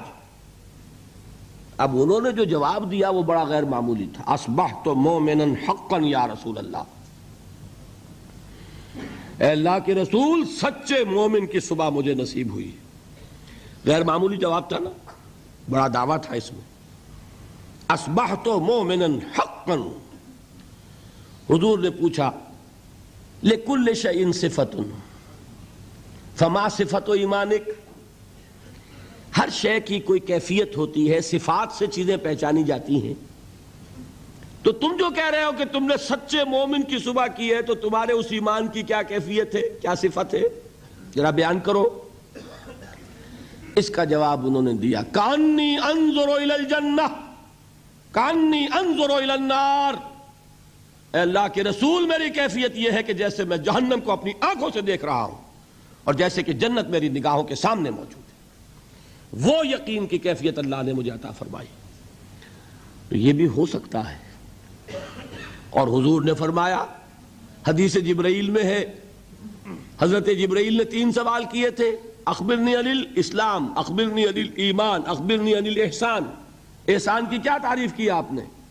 ان تعبد اللہ کانک تراہ فإن لم تکن تراہ فإنہ یراک۔ احسان جو دین کا سب سے اونچا درجہ ہے وہ کیا ہے کہ تم اللہ کی بندگی اس طرح کرو جیسے کہ اسے دیکھ رہے ہو۔ اللہ تعالیٰ یقین کی یہ کیفیت ہمیں عطا فرمائے۔ بہرحال میں بیان یہ کر رہا تھا کہ وہ لوگ جو ایمان لائے مکے میں، وہ تھے کہ جو یقین کامل پیدا ہوا تو انہوں نے کلمہ شہادت ادا کیا۔ گویا ایمان پہلے اسلام بعد میں، ٹھیک، لیکن مدینے میں آ کر حالت بدل گئی۔ اب مار نہیں پڑتی، کبھی کبھی جنگ آ جاتی ہے، کہتے ہیں نکلو اللہ کی راہ میں، ویسے تو مار نہیں پڑتی نا، لہذا اب صورت بدلنی شروع ہوئی۔ ایسے لوگ بھی تھے مدنی دور میں بھی جو یقین کامل کے بعد ہی ایمان لاتے تھے اور اسلام لاتے تھے، لیکن ایسے لوگ بھی اب شروع ہو گئے کہ بھئی پورے قبیلے نے فیصلہ کر لیا ہے ایمان لانے کا، چلو تم بھی جاؤ۔ اب پورا قبیلہ لا رہا ایمان، تو کٹنا تو نہیں سوچتے، چلو بھائی، چل کے حضور کے ہاتھ پر بیعت کی، اسلام لے آئے، لیکن کوئی دھوکہ دینے کا ارادہ بھی نہیں ہے، سمجھے نا؟ دل میں یہ نہیں ہے کہ اسلام کی کوئی جڑ کاٹنی ہے، اس طرح کوئی سازش ہے، کوئی دھوکہ ہے، کوئی فریب ہے، یہ نہیں، لیکن مثبت طور پر وہ یقین والی بات بھی ابھی پیدا نہیں ہوئی۔ بات سمجھ رہے ہیں؟ یہ کیفیت کب شدید ہو گئی؟ اذا جاء نصر اللہ والفتح ورأیت الناس يدخلون فی دین اللہ افواجا۔ جب فتح حاصل ہو گئی، اللہ کی مدد آ گئی اور فوج در فوج لوگ ایمان میں داخل ہو رہے ہیں، اس وقت جو رو چلی ہے، اس رو میں اکثر لوگ کون تھے؟ دھوکہ نہیں تھا، لہذا منافق بھی نہیں، لیکن مثبت طور پر وہ یقین والی بات بھی نہیں۔ وہ تھے لوگ قالت الاعراب آمنا قل لم تؤمنوا ولکن قولوا اسلمنا۔ یہ بدو دعویٰ کر رہے ہیں ہم ایمان لے آئے، اے نبی ان سے کہہ دیجئے تم ایمان ہرگز نہیں لائے ہو، یوں کہو ہم اسلام لے آئے ہیں۔ وَلَمَّا يَدْخُلِ الْإِيمَانُ فِي قُلُوبِكُمْ، اور ایمان ابھی تمہارے دلوں میں داخل نہیں ہوا، لیکن ہم اپنی شان غفاری اور شان رحیمی کے طفیل تم سے یہ رعایت کر رہے ہیں، اگر اطاعت کرتے رہو گے اللہ اور اس کے رسول کی تو تمہارے اعمال میں کوئی کمی نہیں ہوگی۔ سمجھ آ گئی بات؟ اب اپنی حالت پر غور کیجئے، ہمارا حال کیا ہے؟ وہاں رو چلی تھی اور یہاں ایک چکر چل رہا ہے، باپ کا بیٹا مسلمان، اس کا اگلا بیٹا مسلمان۔ وہ جو میں نے کہا تھا ہم مسلمان کیوں ہیں؟ By accident of birth. ہم سوچ کر ایمان لائیں کیا؟ ہم نے خود غور و فکر کے بعد ایمان قبول کیا ہے۔ اللہ جس سے توفیق دے دے، ہو سکتا ہے، اب بھی ہو سکتا ہے، سوچئے، غور کیجئے، تفکر کیجئے، شعوری طور پر ایمان لائیے، وہ ایمان اور ہوگا۔ اب تک ہم میں سے اکثر کا حال کیا ہے کہ صرف ایک چکر ہے نسلی، نسلاً بعد نسل اسلام آ گیا، اسلام تو آ گیا، کیا ایمان بھی آ جائے گا اس طرح؟ ایمان نہیں آتا اس طرح، اسلام آیا ہے۔ ہمارا حال کیا ہے اکثر و بیشتر؟ وہ اسی آیت کے مصداق ہے، قالت الاعراب آمنا قل لم تؤمنوا ولکن قولوا اسلمنا ولما يدخل الایمان فی قلوبکم۔ تو بتائیے ہمارے لیے کتنی بڑی نوید ہے یہ، کتنی بڑی خوشخبری ہے یہ کہ اللہ نے یہ وعدہ کر لیا ہے۔ اگر بات یہ ہوگی کہ جب تک ایمان نہیں ہوگی نہ نماز قبول نہ روزہ قبول، تو ہمارا کوئی مقام پھر تھا؟ اللہ نے کتنی بڑی اپنی رحمت فرمائی، کتنا فضل فرمایا۔ اس حالت میں بھی اطاعت کرو گے تو اللہ تمہارے اعمال کا اجر و ثواب عطا کر دے گا۔ اب چوتھی چیز، نوٹ آف کوشن، یہ اطاعت ہونی چاہیے کلی اطاعت، جزوی نہیں۔ جزوی اطاعت اطاعت نہیں. اللہ کے 10 احکام ہیں، 5 آپ نے مان لیے، 5 آپ نے ٹھوکر مار دیے. کیا کہیں گے اسے؟ یہ اطاعت ہے؟ سمجھ لیجئے، یہ جزوی اطاعت اطاعت نہیں. اس پر تو اللہ کا غضب بھڑکتا ہے. افتؤمنون ببعض الکتاب وتکفرون ببعض، کیا تم ہماری شریعت، ہماری کتاب، ہمارے قانون، اس کے کچھ حصے کو مانتے اور کچھ کو نہیں مانتے؟ فما جزاء من يفعل ذلك منكم الا خزي في الحياة الدنيا ويوم القيامة يردون الى اشد العذاب. جو کوئی بھی یہ طرز عمل اختیار کرے گا اس کی سزا اس کے سوا اور کچھ نہیں ہے کہ دنیا میں انہیں ذلیل و خوار کر دیا جائے اور قیامت کے دن شدید ترین عذاب میں جھونک دیا جائے. وَمَا اللَّهُ بِغَافِلٍ عَمَّا تَعْمَلُونَ، اور اللہ غافل اور بے خبر نہیں ہے تمہارے کرتوتوں سے. He knows you through and through. وہ جانتا ہے، وہ تو تمہاری نیتوں کو جانتا ہے. ان اللہ لا ينظر الى صورکم ولا اموالکم ولكن ينظر الى قلوبکم واعمالکم. اللہ تمہاری صورتوں کو اور تمہارے مالوں کو نہیں دیکھتا، وہ تمہارے دلوں کو اور تمہارے عملوں کو دیکھتا ہے.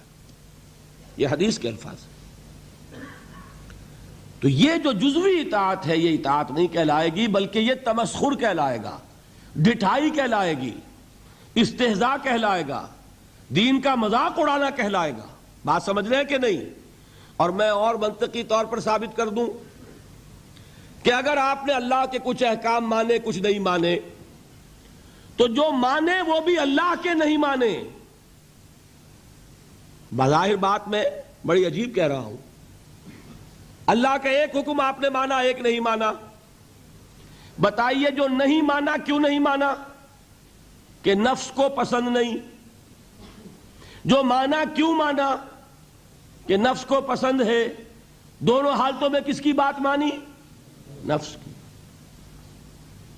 اگر اللہ کی بات ماننی تھی تو پھر تو وہ بات بھی اللہ کی ہے.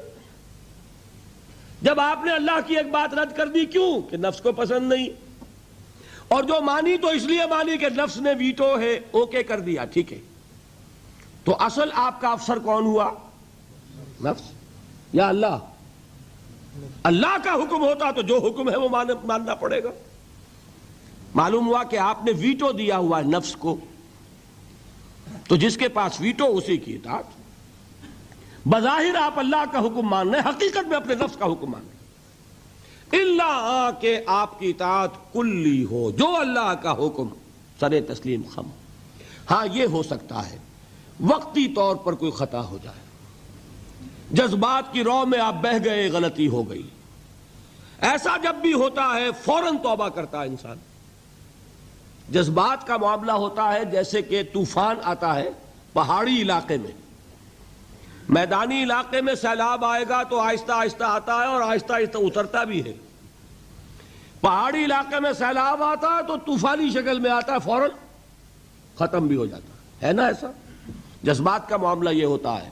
طوفان کی طرح جذبات چڑھے، اس وقت آپ سے غلطی ہو گئی، فوراً اتر جائے گا طوفان اور آپ پچھتائیں گے کہ میں کیا کر بیٹھا. فوراً رجوع کریں گے، فوراً توبہ کریں گے. ایسے شخص کی توبہ کو قبول کرنا اللہ نے اپنے ذمے قرار دیا ہے. انما التوبۃ علی اللہ للذین یعملون السوء بجہالۃ ثم یتوبون من قریب. اللہ تعالیٰ کے ذمے ہے اپنے ایسے بندے کی توبہ قبول کرنا جو کہیں جہالت میں، نادانی میں، جذبات کی رو میں بہ کر غلط کام کر بیٹھتا ہے لیکن فوراً ہی توبہ کرتا ہے. البتہ جان بوجھ کر آپ نے with cold reasoning، جیسے آپ کہتے ہیں نا cold blooded murder، ایک ہے جذبات میں آ کے کسی کو قتل کر دیا. آپ کا کوئی ارادہ نہیں تھا، آپ جا رہے تھے، جاتے ہوئے آپ کا کنگا لگ گیا کسی کو، وہ اللہ کا بندہ ایسا غسیل نکلا اس نے ماں کی گالی دے دی آپ کو، آپ کا چڑھ گیا پارا اور آپ نے جو اس کے ایک رسید کیا مر گیا. تو کیا آپ کا ارادہ تھا اس کو قتل کرنے کا؟ نہیں تھا. جیسے حضرت موسیٰ نے قبطی کے ایک گھوسا مارا، فَوَقَذَهُ مُوسَىٰ فَقَضَىٰ عَلَيْهِ، وہ ایک گھونسے میں ختم ہو گیا۔ کیا موسیٰ کا ارادہ قتل کا تھا؟ نہیں۔ یہ اور 6 ہے اور ایک ہے آپ گھر سے ہی چلے ہیں، آج مجھے اس کی جان لینی ہے، پستول لے کر چلے، سنبھال کر چلے، گولیاں گن کر چلے اور تاک میں رہے کہاں موقع ملتا اور آپ نے مارا۔ اس کو کہتے ہیں کولڈ بلڈڈ مرڈر۔ اسی طریقے سے ایک گناہ وہ ہے جو سوچ سمجھ کر ہوتا ہے۔ وہ گناہ کون سا ہوتا ہے؟ اجی کیا کریں، کام نہیں چلتا، سودی کاروبار تو کرنا ہی ہے۔ یہ جذباتی بات ہے؟ نہیں، یہ آپ کی سوچی سمجھی رائے ہے۔ روکھی سوکھی نہیں کھانی بھائی، کھانے پراٹھے ہی ہیں، لہذا سودی کاروبار کیے بغیر چارہ نہیں۔ یہ تو سوچی سمجھی بات ہے بھائی۔ یہ ہے وہ گناہ، یہ ایک گناہ بھی آپ کی پوری نیکی کو ختم کر دے۔ فما جزاء من يفعل ذلك منكم الا خزي في الحياة الدنيا ويوم القيامة يردون الى اشد العذاب۔ اہل علم کی توجہ کے لیے عرض کر رہا ہوں، یہ مفہوم ہے اس آیت کا، بلا من کسب سیئۃ واحاطت بہ خطیئتہ فاولئک اصحاب النار هم فیہا خالدون۔ جان بوجھ کر بڑا گناہ مستقل طور پر اپنی زندگی میں اس کو قائم کر لینا، وہ ایک چیز بھی، ایک مچھلی سارے تالاب کو گندا کر دے گی۔ بات سمجھ میں آ گئی؟ 4 چیزیں بتائیں۔ یہ آیت کن کے بارے میں نازل ہوئی؟ وہ تھے، ہم پر 100% منطبق ہوتی ہے۔ اللہ کا بڑا فضل ہے کہ اس حال میں بھی اس نے اطاعت کو قبول کرنے کا وعدہ کیا، لیکن یہ اطاعت کلی ہوگی، جزوی نہیں۔ 4 باتیں یاد رہیں گی۔ اب آئیے ایک بات اور بیان کر کے آج کا بیان ختم کر دوں گا۔ ابھی تو وہ امام بخاری اور امام ابو حنیفہ رحمہم اللہ کی بات کا ایک حصہ مکمل ہوا نا۔ الایمان قول نہیں، الایمان قول و عمل۔ جو وہ بات کہہ رہے ہیں وہ قانونی ایمان ہے جس کی بنیاد پر اسلام یا کفر کا فیصلہ ہوگا۔ جو وہ بات فرما رہے ہیں وہ حقیقی ایمان ہے جس کی بنیاد پر آخرت میں فیصلے ہوں گے۔ یہ بھی 100% صحیح، یہ بھی 100% صحیح۔ دونوں چیزیں جڑ گئیں کہ نہیں؟ دوسرا حصہ کیا تھا؟ امام ابو حنیفہ کیا فرماتے رحمت اللہ علیہ؟ لا یزید ولا ینقص۔ ایمان ایک جامد شے ہے، نہ گھٹتی ہے نہ بڑھتی ہے۔ امام بخاری رحمت اللہ علیہ کیا فرماتے؟ یزید و ینقص، نہیں، بڑھتی بھی ہے گھٹتی بھی ہے۔ پھر وہی بود المشرقین، اس کا کیا ہوگا؟ How to reconcile these 2 statements? یہ بھی 100% درست، یہ بھی اور یہ بھی۔ دیکھیے قانونی ایمان کا حاصل کیا ہے؟ A legal status in this world. آپ کو ایک قانونی حیثیت حاصل ہوتی ہے، مسلمان کے حقوق حاصل ہو گئے، آپ اسلامی ریاست میں ووٹ کا حق رکھتے ہیں، اسلامی ریاست کے صدر بھی بن سکتے ہیں۔ لکھا ہوتا ہے نا کہ یہاں صدر صرف مسلمان ہو سکتا ہے، تو قانونی بات ہو گئی نا، دستوری قانونی۔ آپ مسلمان عورت سے نکاح کر سکتے ہیں، مسلمان عورت سے نکاح صرف مسلمان کا ہو سکتا ہے۔ مسلمان مرد نکاح کر سکتا ہے اہل کتاب خاتون سے بھی، لیکن مسلمان عورت کا نکاح ہو سکتا ہے اہل کتاب سے؟ نہیں۔ تو قانونی بات ہے کہ نہیں؟ یہی وجہ ہے کہ ہمارے نکاح خواہ جو ہیں وہ اپنی جان بچانے کے لیے کلمے پڑھوا لیتے ہیں۔ اللہ کے ہاں جا کے مجھے جواب دینا ہوگا کہ کہیں کسی غیر مسلم کا نکاح تو نہیں پڑھا دیا کسی مسلمان عورت سے؟ لو بھائی یہیں کلمے پڑھ لو۔ اپنے سامنے کلمے پڑھوا کے نکاح پڑھاتے ہیں۔ یہ وہ احتیاط ہے، اس لیے کرتے ہیں، اس لیے کہ یہ معاملہ قانونی ہے۔ قانونی بات ہے کہ مسلمان باپ کی وراثت صرف مسلمان بیٹے کو ملے گی، اگر بیٹا کافر ہو گیا تو وراثت نہیں ملے گی۔ یہ ساری چیزیں قانونی ہے نا۔ قانونی سٹیٹس جو ہے وہ جامد ہے، نہ گھٹتا ہے نہ بڑھتا ہے۔ سمجھ رہے؟ کوئی شخص زیادہ متقی ہو جائے تو زیادہ حق ہو جائے گا اس کا، کوئی کم متقی ہو، فاسق و فاجر ہو تو اس کے حقوق گھٹ جائیں گے۔ آپ یہ کہیں صاحب جو 5 نمازیں پڑھتا اس کو 5 ووٹ دینے کا حق حاصل ہے، جو 1 نماز پڑھتا وہ 1 ووٹ دے سکتا، کر سکے؟ جو تہجد پڑھے اس کے 10 ووٹ. پھر تو یہ ہونا چاہیے. قانونی سٹیٹس برابر ہے، جامد ہے، نہ گھٹے گا نہ بڑھے گا. دیکھیے میں یہاں پہ آخری بات سمجھایا کرتا ہوں. اگر بالفرض ابو بکر صدیق سید المومنین اور عبداللہ ابن ابی رئیس منافقین، ایک پلس انفینٹی ایک مائنس انفینٹی، اگر یہ ایک باپ کے بیٹے ہوتے تو وراثت میں برابر حصہ ملتا ہے یا کم و بیش؟ کم و بیش برابر. ہاں تکفیر ہو جائے گی تو 0 ہو جائے گا.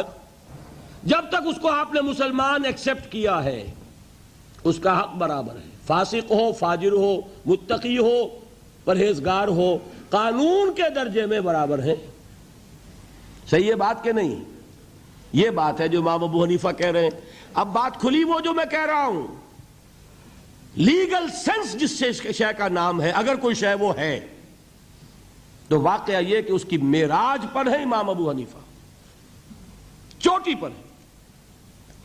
اور مجھے ان حضرات کی بات میں کہ ماننے میں کوئی باک نہیں ہے جو امام ابو حنیفہ کو ٹھہراتے ہیں مصداق حضور کے اس قول کا صلی اللہ علیہ وسلم. قول کیا ہے؟ جب سورہ جمعہ کی آیت اتری کہ محمد کی بعثت ہوئی ہے 2 قسم کے لوگوں کی طرف صلی اللہ علیہ وسلم. پہلے کون؟ بعث فی الامیین، اور دوسرے کون؟ وآخرین منہم لما یلحقوا بہم. ایک امیین ایک آخرین. کسی نے سوال کیا حضور یہ آخرین کون ہیں جن کی طرف آپ کی بعثت ہوئی؟ بیٹھے ہوئے تھے وہاں سلمان فارسی رضی اللہ تعالی عنہ. حضور نے اشارہ کر دیا اس کی قوم. حکمت اگر ثریا پر بھی ہوگی تو اس کی قوم کا ایک فرد لے آئے گا. ایک فرد یا کوئی فرد، دونوں ترجمے ہو سکیں گے. اگر حکمت، وزڈم، دانائی، تفقہ ثریا پر بھی ہوگی تو اس کی قوم کا ایک شخص یا کوئی شخص لے آئے گا. اس کو عام طور پر جو حنفی حضرات ہیں وہ منطبق کرتے ہیں امام ابو حنیفہ پر. وہ ایرانی النسل تھے، حضرت سلمان فارسی کے مانند، عرب نہیں تھے. باقی تینوں ائمہ عرب ہیں نسل کے اعتبار سے، امام مالک بھی، امام شافعی بھی، امام احمد ابن حنبل بھی. لیکن امام ابو حنیفہ ایرانی النسل. حضور نے سلمان فارسی کی طرف اشارہ کر کے کہا یہ آخرین میں سے ہیں، اور ان کا مقام کیا ہے کہ حکمت اگر ثریا پر بھی ہوگی تو اس شخص کی قوم کا کوئی شخص لے آئے گا. اور یہی منطبق کیا جاتا ہے امام ابو حنیفہ پر. میں یہ سمجھتا ہوں کہ واقعتاً جو گہرا قانونی فہم اللہ تعالیٰ نے عطا فرمایا امام ابو حنیفہ کو، مجھے اس کا کوئی پیرلل نظر نہیں آتا. بہرحال یہ مفہوم معین ہو گیا لا یزید ولا ینقص کا. قانونی ایمان نہ گھٹتا ہے نہ بڑھتا ہے، برابر رہتا ہے، اس لیے کہ اس کے نتیجے میں قانونی سٹیٹس حاصل ہوتا ہے، لیگل سٹیٹس حاصل ہوتا ہے، قانونی حقوق حاصل ہوتے ہیں. یہ حقوق جامد ہیں، نہ گھٹیں گے نہ بڑھیں گے. اس کے برعکس وہ ایمان حقیقی کون شخص کہہ سکتا ہے کہ وہ گھٹتا نہیں اور بڑھتا نہیں؟ کوئی کہہ سکتا؟ قرآن کہہ رہا ہو زادتہم ایمانا و تسلیما وما زادہم الا ایمانا و تسلیما لیزدادوا ایمانا مع ایمانہم، تاکہ اضافہ ہو ان کے ایمانوں میں اور ایمان کا. غزوہ احزاب میں جو لوگ ثابت قدم رہے وما زادتہم الا ایمانا و تسلیما، ان کے اس صبر نے، ثبات نے، استقلال نے ان کے ایمان اور ان کی تسلیم و رضا کی کیفیت میں اضافہ کر دیا. تو ایمان کا اضافہ یہ تو قرآن سے ثابت، اور آپ کا تجربہ نہیں ہے. کسی صاحب یقین کے پاس بیٹھے اگر صحبت میں کچھ لمحے تو آپ کو اپنے اندر بھی کچھ حرارت بڑھتی نظر آئے گی کہ نہیں ایمان کی؟ حضور نے فرمایا کون ہے اللہ کے ولی، کون ہے دوست اللہ کے؟ اذا رؤوا ذکر اللہ، جب انہیں دیکھا جائے اللہ یاد آ جائے. ایسے لوگ ہیں، ان کی صحبت میں بیٹھیں گے، دین کی طرف لگن بڑھے گی، دین کا جذبہ بڑھے گا. یہ کیا ہے؟ یہ ایمان ہے. اور آوارہ اور بدقماش اور فحش گو اور لطیفہ گو اور یاوہ گو قسم کے لوگوں کے پاس بیٹھیں گے، ایمان گھٹے گا کہ نہیں؟ سیدھی بات ہے. قرآن پڑھیں گے ایمان بڑھے گا، فحش ناول پڑھیں گے ایمان گھٹے گا. یہ ایمان تو وہ شے ہے. دیکھیے قلب کو کہتے ہی قلب اس لیے ہے، اسے کسی حالت پر قرار ہی نہیں. قلب کے کیا معنی؟ بدلنا. قلب ماہیت، کیفیت بدل گئی، انقلاب، نظام بدل جانا. یہ قلب جو ہے یہ ٹکتا ہی نہیں. اس کے لیے تو فرمایا جو ہے اقبال نے شعر کہ ثبات ایک تغیر کو ہے زمانے میں، سکون محال ہے قدرت کے کارخانے میں. یہ بات 100% درست ہے تو دل کے لیے صحیح ہے. آپ کے جسم کے ہر حصے کے لیے آرام ہے، لیکن دل کے لیے آرام، دل کے لیے آرام کا مطلب موت. چند منٹ کا آرام کرے گا تو چھٹی. آپ کا دماغ آرام کرتا ہے، آپ کے گردے آرام کرتے ہیں، آپ کا معدہ آرام کرتا ہے. ہر جسم کے عضو کے لیے آرام ہے. آپ کا دماغ آرام کرتا ہے جب تک کہ آپ خواب نہیں دیکھ رہے. جب آپ سوئے ہوئے خواب دیکھ رہے ہوں، اب صرف جسم آرام کر رہا ہے، دماغ آرام نہیں کر رہا. اس نے چکی پیسنی شروع کر دی ہے اپنی، اس لیے کہ اسے جتنا آرام چاہیے تھا وہ لے چکا. اب خام خواہ آپ پڑے ہوئے، آپ پڑے رہے، وہ اپنا کام شروع کر دے گا. تو دماغ جو ہے وہ بھی آرام چاہتا ہے. آپ کے اعضاء کو، آپ کے مسلز کو، ہر شے کو آرام کی ضرورت ہے سوائے دل کے. اس لیے کہ دل کے آرام کا مطلب موت. اس کو چین نہیں، اس کو قرار نہیں. یہ گھٹے گا یا بڑھے گا، ادھر جائے گا یا ادھر جائے گا. اور جو قلبی ایمان ہے اسے کیسے قرار ہو جائے گا؟ وہ یا گھٹے گا یا بڑھے گا. ہر لحظہ یا بڑھ رہا ہے یا گھٹ رہا ہے. اسی لیے حضور نے فرمایا جس شخص کے 2 دن برابر ہو گئے وہ بڑے گھاٹے میں رہا. آج جتنا ایمان ہے کل بھی اتنا ہی رہا تو گھاٹا ہو گیا نا.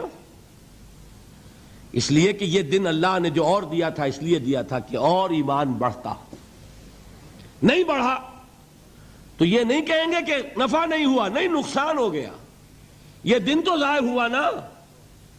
اس دن میں جو اضافہ ہونا چاہیے تھا وہ اضافہ نہیں ہوا. یہ دن جو ضائع گیا یہ گھاٹا ہے. جس شخص کے 2 دن مساوی ہیں وہ گھاٹے میں ہے.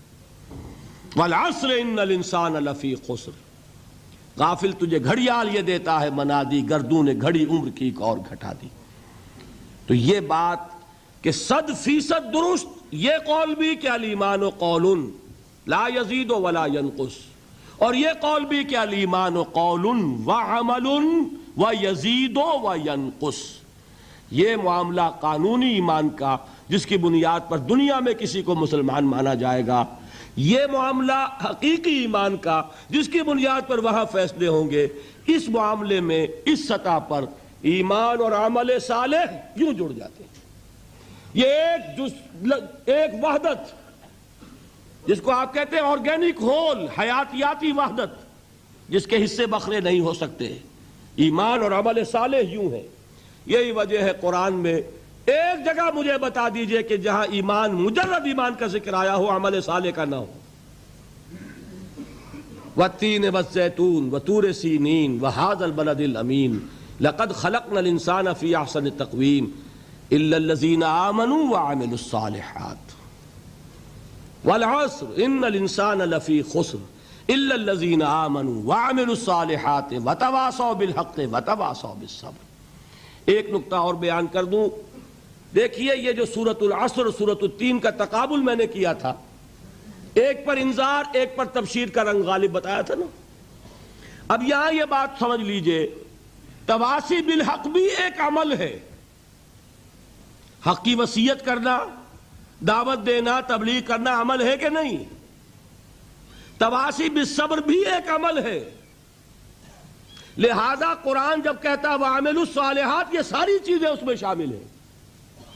صرف یہ کہ سورۃ العصر میں جو اندر اس کے مضمرات تھے انہیں اور کھول کر بیان کر دیا. وہاں عمل کے 3 خانے ہو گئے. عمل صالح خود تواصی بالحق اس کا ایک لازمی نتیجہ، تواصی بالصبر اس کا ایک دوسرا لازمی نتیجہ. سورۃ التین میں صرف عمل صالح میں یہ ساری بات آ گئی. باقی قرآن مجید میں ایسے ایسے مقامات ملیں گے، 3 مواقع مرتبہ عمل الصالحات ایمان کے ساتھ جوڑ کر لایا جا رہا ہے کہ یہ دل سے بات نکال دے کہ مجرد ایمان پر نجات ہو جائے گی. قرآن نے کہیں وعدہ نہیں کیا. اور ایمان بھی ہاں وہ نجات کہ لاکھوں برس جہنم میں جلنے کے بعد چھٹکارا مل جائے، وہ مل جائے گی. وہ نجات کہ جو میدان حشر ہی میں اللہ فرما دے میرا یہ بندہ اس پر میری رحمت کا سایہ ہے، یہ جہنم کی آگ سے بچا لیا جائے گا. فمن زحزح عن النار وادخل الجنہ فقد فاز. وہ اس کامیابی کی بات کر رہا ہوں، اس نجات کی بات کر رہا ہوں. وہ نجات صرف ایمان سے نہیں ہے، وہ عمل صالح کے ساتھ ہے. اس کی شرط لازم ہے، لازم و ملزوم ہے، اس کو جدا نہیں کر سکتے، جس کے لیے میں نے آج احادیث بھی بیان کر دیں.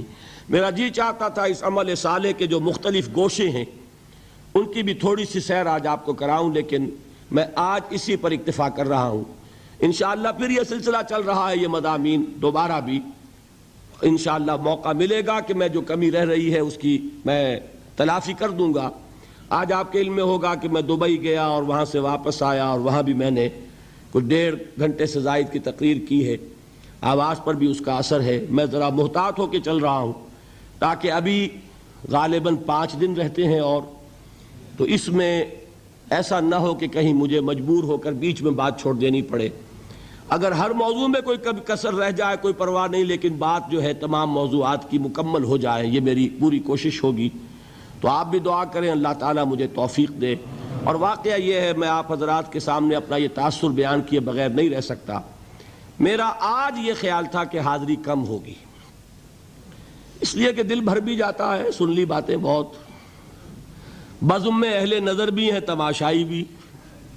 وہ اہل نظر کا تو میں سمجھتا ہوں کہ ذوق بڑھے گا، تماشائیوں کا تو گھٹتا ہے. آخر بہت سن لیا اور کیا سننا ہے.